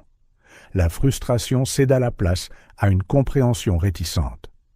Pour la première fois, il comprit qu'il ne pouvait pas simplement agir comme un PDG dans cette situation. Il ne pouvait pas forcer ou acheter son chemin vers le résultat qu'il voulait. « Combien de temps ?» demanda-t-il finalement. « Combien de temps avant que tu ne le lui dises ?» Sophie contempla sa question. « Je ne sais pas, » répondit-elle honnêtement. « Je dois être sûre que tu es vraiment engagé, que ce n'est pas une phase passagère de culpabilité ou de curiosité qui s'estompe quand la nouveauté s'use. Comment puis-je te le prouver ?»« Le temps, » dit simplement Sophie. « La constance. Montre-moi que tu peux être fiable, que lorsque tu dis que tu seras là, tu es réellement là, que tu ne disparaîtras pas quand le travail t'appellera, que tu es prêt à faire des sacrifices pour ta fille, comme je l'ai fait pendant 6 ans. » Antoine hocha lentement la tête. Ce n'était pas ce qu'il voulait entendre, mais c'était ce qu'il méritait. « Puis-je continuer à la voir au parc ? À l'aéroport ?» Sophie hésita, pesant sa décision. « Oui, mais seulement en tant qu'amie, rien de plus, et je veux savoir quand et où vous vous rencontrez. » Son regard était ferme. « Et je veux ta parole, Antoine, que tu ne laisseras transparaître même le plus petit indice de qui tu es vraiment jusqu'à ce que je dise que c'est le moment. »« Tu as ma parole ?» promit-il solennellement. Le silence s'installa de nouveau entre eux, mais il était différent maintenant, moins hostile, plus contemplatif. Une sirène lointaine brisa le calme de la nuit. « Comment as-tu fait ?» demanda enfin Antoine. « Élever un enfant seul, travailler, tout faire tourner sans aucune aide. » Un triste sourire traversa les lèvres de Sophie. « Toutes les formes de succès ne font pas les gros titres, Antoine. Certaines se mesurent en déjeuners scolaires préparés, en pansements posés sur des genoux écorchés, en histoires lues au coucher. » Elle haussa légèrement les épaules. « J'ai fait ce que je devais faire, comme des millions de mères célibataires le font chaque jour. » Antoine ressentit une nouvelle vague d'admiration pour la femme qu'il avait autrefois aimée, puis abandonnée. Pendant qu'il avait bâti un empire, elle avait construit quelque chose d'infiniment plus précieux, de plus durable. « Tu es incroyable, » dit-il, sans aucune trace de charme ou de manipulation, juste la simple vérité. « Et je regrette chaque jour de ne pas l'avoir vue plus tôt. » Sophie ne répondit pas directement, mais son expression s'adoucit un peu. « Il se fait tard, » dit-elle en se levant. « J'ai des cours à préparer, et Élise se lève tôt. » Antoine comprit l'allusion. Ce chapitre de leur conversation était terminé. Il y avait beaucoup plus à dire, mais pas ce soir. Il se leva également, se sentant à la fois épuisé et étrangement revigoré. « Merci, » dit-il doucement, « de m'avoir dit la vérité, de ne pas m'avoir empêché de voir Élise, de... » Il hésita. D'avoir été assez forte pour faire tout ce que je n'ai pas fait. Sophie hocha la tête, acceptant l'hommage attendu depuis longtemps. Alors qu'Antoine descendait les marches du porche, elle l'appela une dernière fois. « Antoine !» Il se tourna. « Élise a un récital de danse la semaine prochaine, jeudi, 17h, à son école. » Sophie fit une pause avant de continuer. Elle serait heureuse que son ami de l'aéroport soit là. Antoine sentit une boule dans sa gorge. « Je ne le manquerai pour rien au monde. » promit-il, avec une conviction qu'il n'avait ressentie pour aucune réunion d'affaires depuis des années. En retournant à sa voiture, Antoine portait le poids d'une vérité enfin révélée. Élise était sa fille. Il était un père absent, imparfait, qui avait perdu des années irremplaçables à la poursuite du succès professionnel. Mais il était aussi un père avec une seconde chance, une chance de se présenter pour l'avenir, même si le passé ne pourrait jamais être récupéré. Il leva les yeux vers le ciel nocturne, parsemé d'étoiles qu'il remarquait rarement depuis son penthouse. L'immensité au-dessus semblait refléter l'expansion des possibilités devant lui. effrayant, stimulant, mais infiniment plus significatif que n'importe quel triomphe d'entreprise. Cette nuit-là, pour la première fois depuis des années, Antoine Dubois n'était pas seulement un PDG. Il était un homme face à son plus grand défi, apprendre à être un père. Les semaines qui suivirent cette conversation sur le porche apportèrent de profonds changements dans la vie d'Antoine. Pour la première fois depuis la création de Créanum, l'entreprise n'était plus le centre absolu de son existence. Son bureau, autrefois occupé jusqu'à tard dans la nuit, était maintenant vide après 15 heures la plupart des jours. Les réunions autrefois considérées comme incontournables étaient donc confiées à Philippe et à d'autres cadres. Les voyages internationaux, autrefois constants, étaient maintenant soigneusement examinés pour leur réelle nécessité. « Tout va bien, monsieur Dubois ?» demanda son assistante Léa un matin après l'avoir vu décliner une conférence à Tokyo qui pourrait accélérer le lancement de la nouvelle filiale. « Vous êtes malade ?»« Jamais mieux, Léa, » répondit Antoine avec un sourire qui ne fit qu'approfondir sa confusion. La vérité était qu'Antoine Dubois, le PDG inarrêtable qui avait bâti un empire technologique grâce à un dévouement absolu, avait trouvé autre chose à quoi se consacrer, ou plutôt quelqu'un d'autre. Conformément à l'accord avec Sophie, Antoine continua de rencontrer Élise en tant qu'ami de l'aéroport. Ils allaient au parc, mangèrent des glaces, jouaient aux échecs improvisés et parlèrent de livres et de rêves. Chaque moment était précieux, chaque découverte sur sa fille, un cadeau. Chaque rire, chaque regard d'admiration, chaque à deux mains, monsieur Antoine, un rappel douloureux de tout le temps qu'il avait perdu. Les cadres de Créanum observèrent avec étonnement la transformation de leur chef. Les rumeurs circulaient, problèmes de santé non divulgués, peut-être une démission imminente, ou même une prise de contrôle hostile. Personne ne devina la vraie raison. Une petite fille aux cheveux bruns et aux yeux noisettes qui avait fait fondre le cœur de l'inflexible PDG. Sophie remarqua aussi les changements. Les premiers jours suivant leur révélation, elle observait Antoine avec prudence, se préparant au moment où son enthousiasme initial s'estomperait, ou qu'une crise d'entreprise le ferait à nouveau disparaître. Mais les semaines passèrent et Antoine resta constant, présent, fiable. S'il disait qu'il serait au parc à 16 heures, il arrivait à 15h45. S'il promettait d'assister au cours de danse d'Élise, il s'asseyait au premier rang. S'il programmait une glace après l'école, il n'y avait jamais d'appel de dernière minute pour annuler. Un après-midi particulièrement révélateur, Antoine se présenta à un récital de musique scolaire, où Élise devait jouer un simple morceau de piano. En pleine performance, un appel urgent arriva. Le contrat final pour la filiale internationale, sur lequel il était obsédé depuis plus d'1 an. Sans hésiter, Antoine mit son téléphone en sourdine et le rangea, les yeux fixés sur sa fille, qui ne savait pas encore qu'il était son père. Philippe pouvait s'en occuper.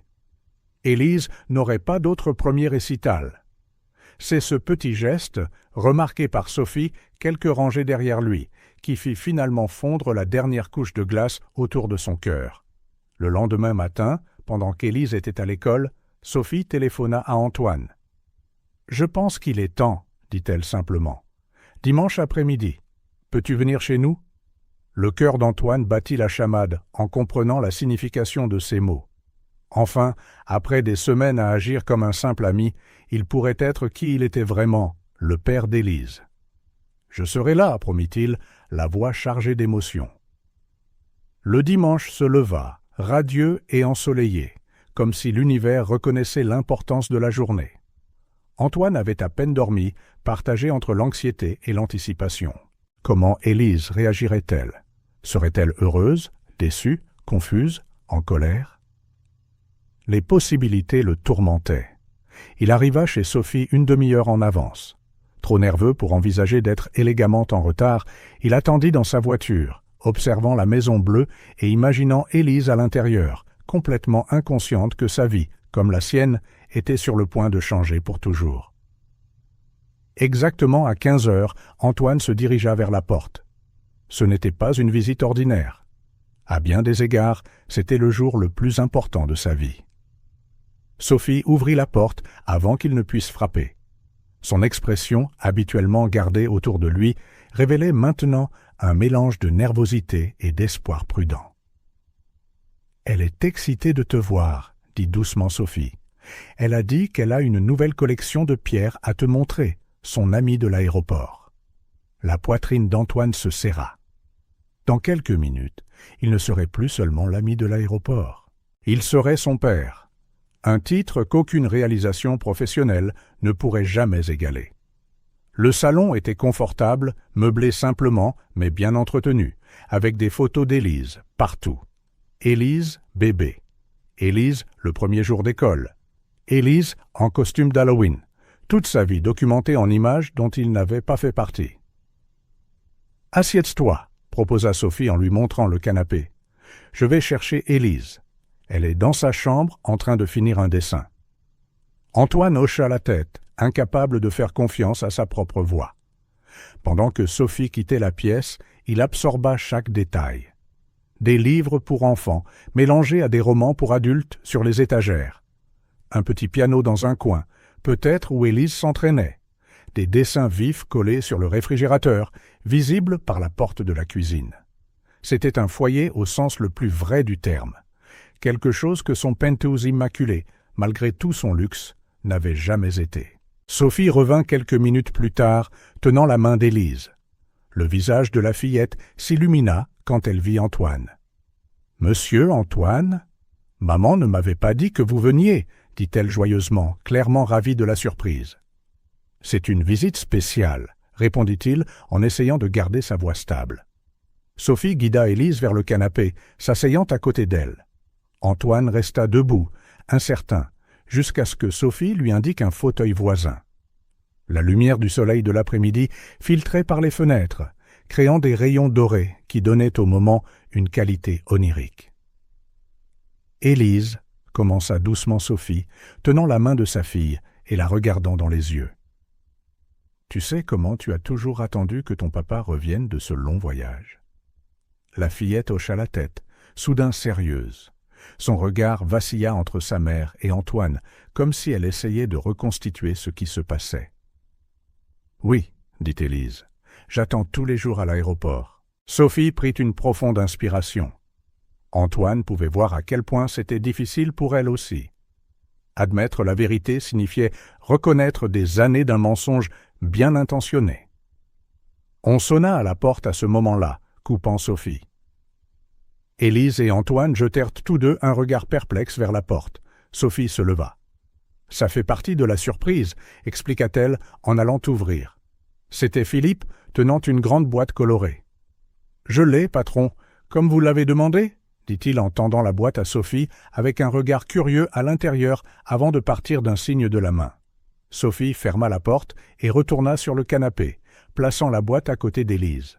« Ton papa est revenu, ma chérie, » continua Sophie, comme si l'interruption avait toujours été prévue. « Il est là. » Elle indiqua Antoine d'un geste doux. Élise regarda Antoine, puis sa mère, puis de nouveau Antoine.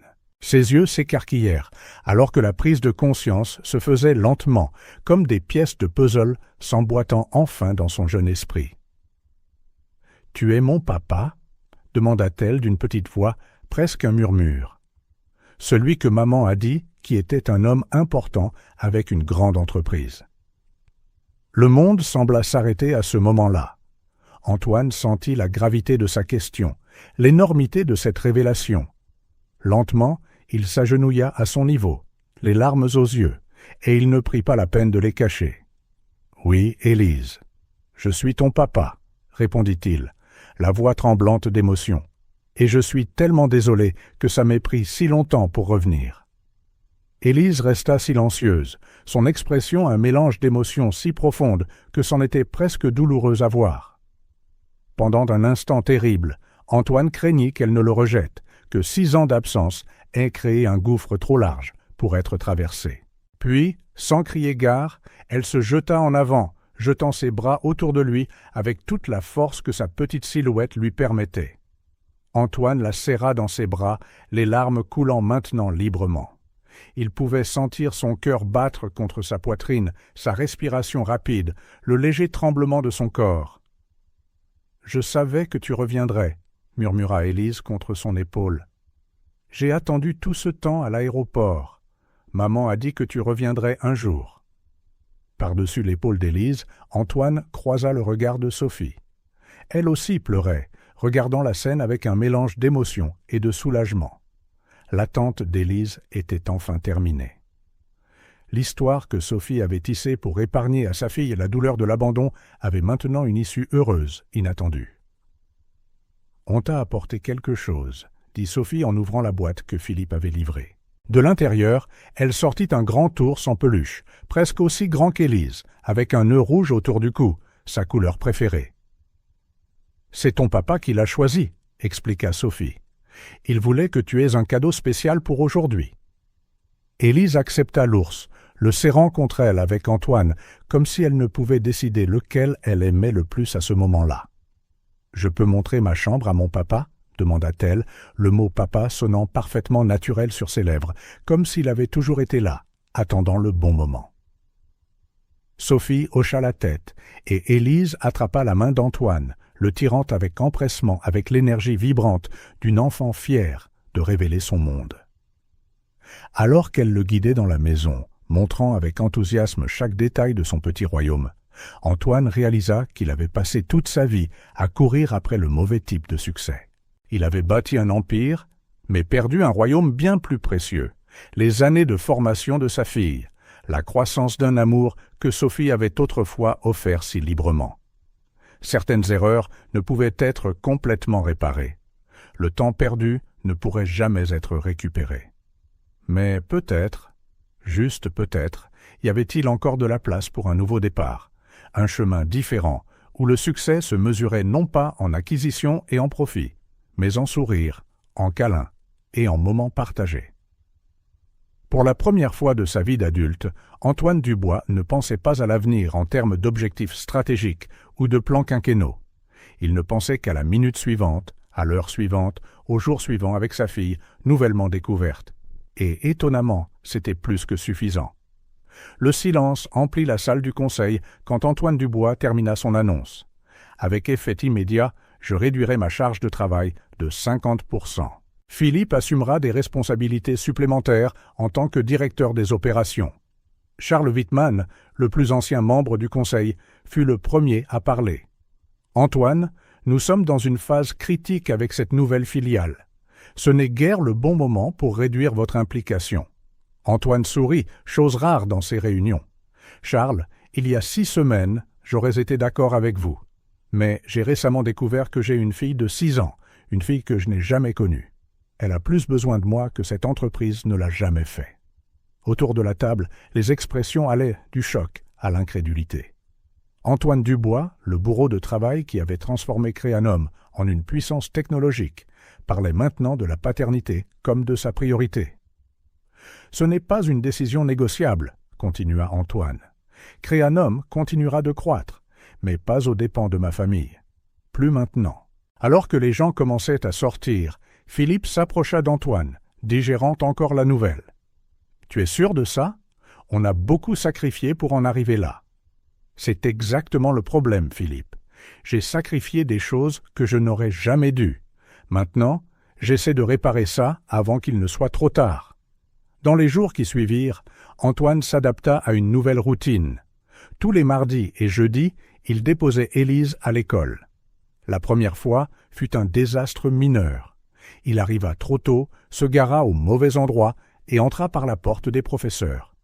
Mais voir Élise se précipiter vers lui en criant « Papa !» compensait toute gêne. « C'est mon papa !» dit-elle fièrement à ses amis avec un mélange de timidité et de plaisir. Il travaille avec des ordinateurs.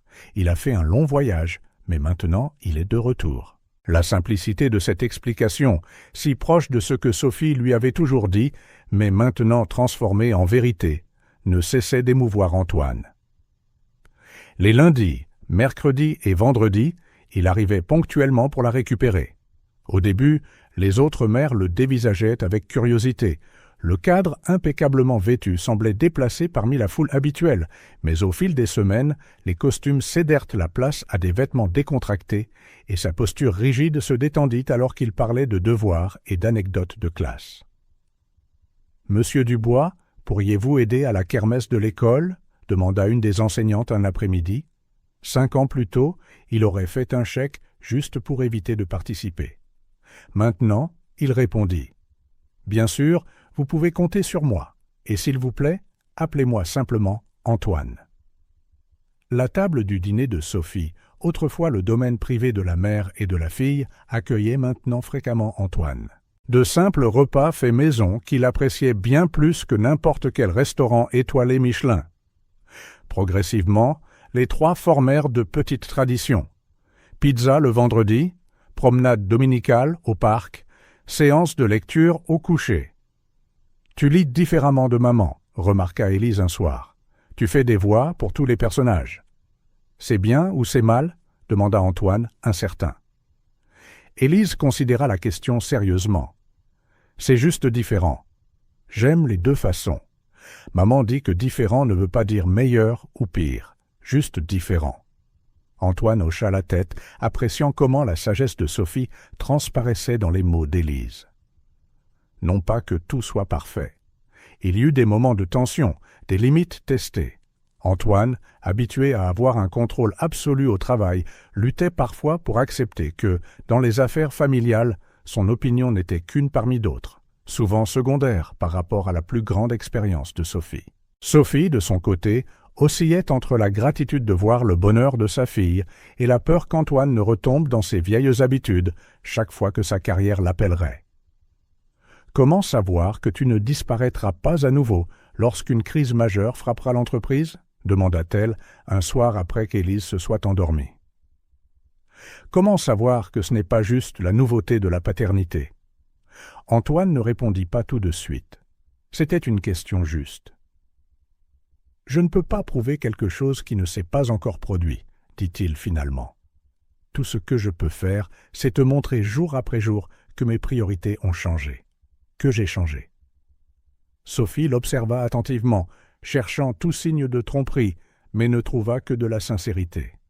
« Élise a déjà trop souffert à attendre un père qui n'était pas là, » dit doucement Sophie.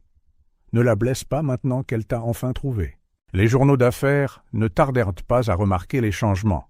D'abord, le fait qu'Antoine ait délégué à Philippe la présentation des résultats trimestriels.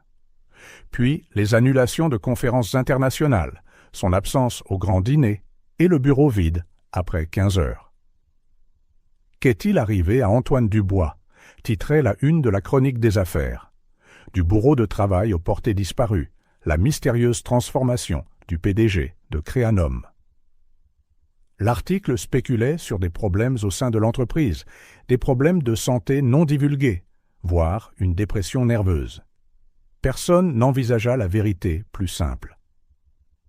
L'homme qui avait bâti un empire avait découvert son projet le plus important dans une maison bleue de banlieue, vêtue d'un manteau rouge, l'attendant patiemment. Un après-midi, une faille de sécurité majeure menaça l'un des produits phares de Créanom. L'équipe d'ingénierie était en panique.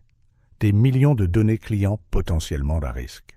Normalement, Antoine aurait tout laissé tomber, peu importe le temps que cela prendrait. Mais ce soir-là, Élise avait une présentation de danse. Sa première fois à danser devant un public qui savait que son père serait là pour la regarder.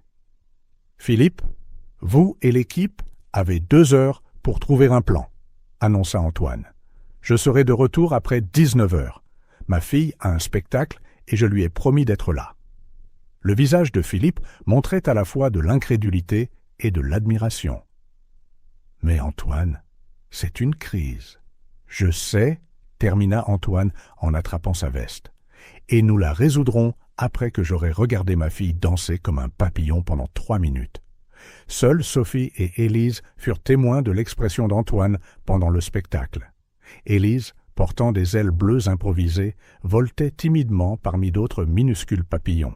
Là, au 3e rang d'un auditorium d'école primaire, le puissant PDG de Créanom pleurait silencieusement des larmes de joie et de chagrin pour les moments qu'il avait manqués. À l'approche de l'été, la dynamique entre Antoine, Sophie et Élise continua d'évoluer. La Maison Bleue, qui appartenait autrefois exclusivement à la mère et à la fille, incluait souvent un 3e occupant le week-end.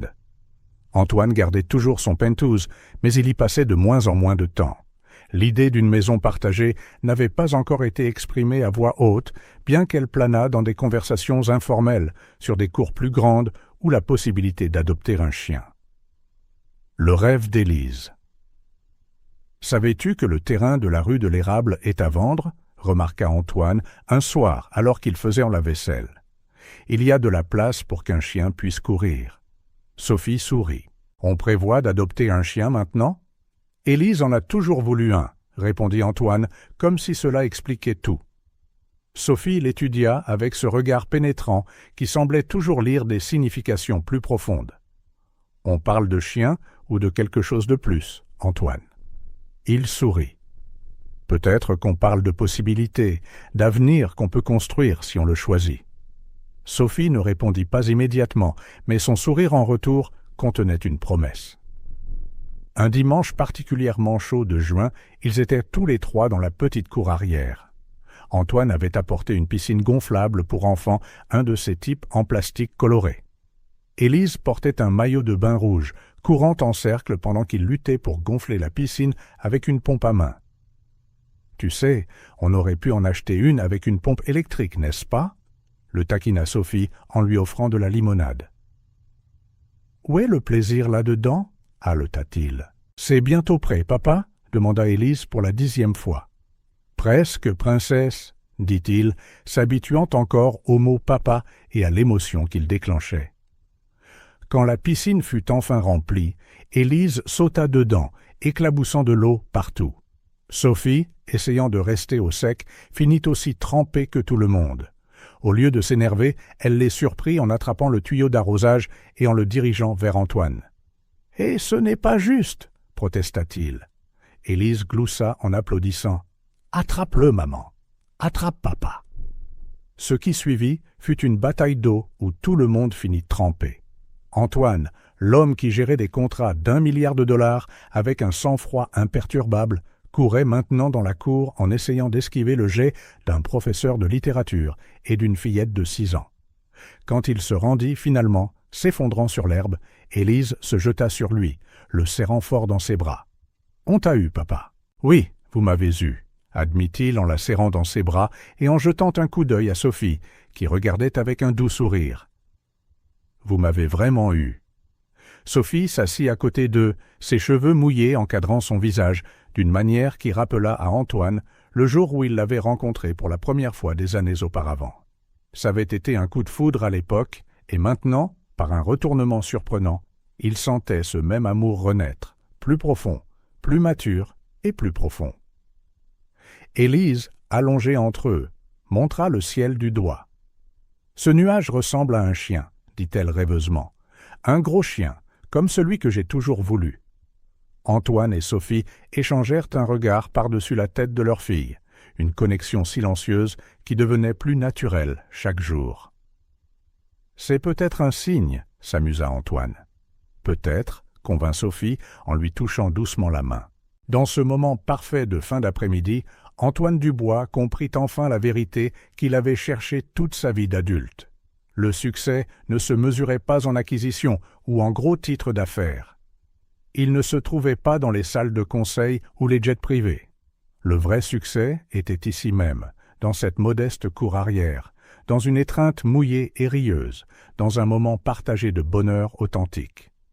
Le voyage qui avait vraiment changé sa vie n'était pas celui qu'il avait fait des années plus tôt et qu'il avait mené au bureau du PDG. C'était ce voyage de retour, cette redécouverte, cette réconciliation avec des parties de lui-même qu'il avait abandonnées sur le chemin de l'ambition. « À quoi penses-tu » demanda Sophie, remarquant son expression contemplative. Antoine sourit. « Je pense que certains voyages nous mènent exactement là où nous devons être, même quand on pense s'éloigner. » Sophie sembla comprendre. Elle avait toujours compris, même quand lui-même était perdu. Élise se leva soudain avec l'énergie débordante de l'enfance. « On peut refaire ça demain et après-demain aussi ?» Antoine regarda Sophie, une question silencieuse dans les yeux. Elle sourit, le même sourire qu'il avait autrefois laissé derrière lui, celui qu'il avait retrouvé d'une manière ou d'une autre. « Demain et après-demain, » convint Sophie, « et tous les jours où on le voudra. » Et ainsi, alors que le soleil se couchait sur cette petite cour arrière, Antoine Dubois, non pas le PDG, mais le père, l'homme qui avait enfin découvert son véritable but, embrassa le moment avec gratitude. Un nouveau départ atteint par quelqu'un qui avait appris à la dure que le vrai succès ne se mesure pas par des titres d'entreprise, mais par des moments comme celui-ci. Simple, authentique et rempli d'amour. Si cette histoire a touché votre cœur, abonnez-vous à la chaîne et activez les notifications pour ne pas manquer les prochaines. Laissez un like car cela aide cette histoire à être recommandée à plus de personnes. À la prochaine!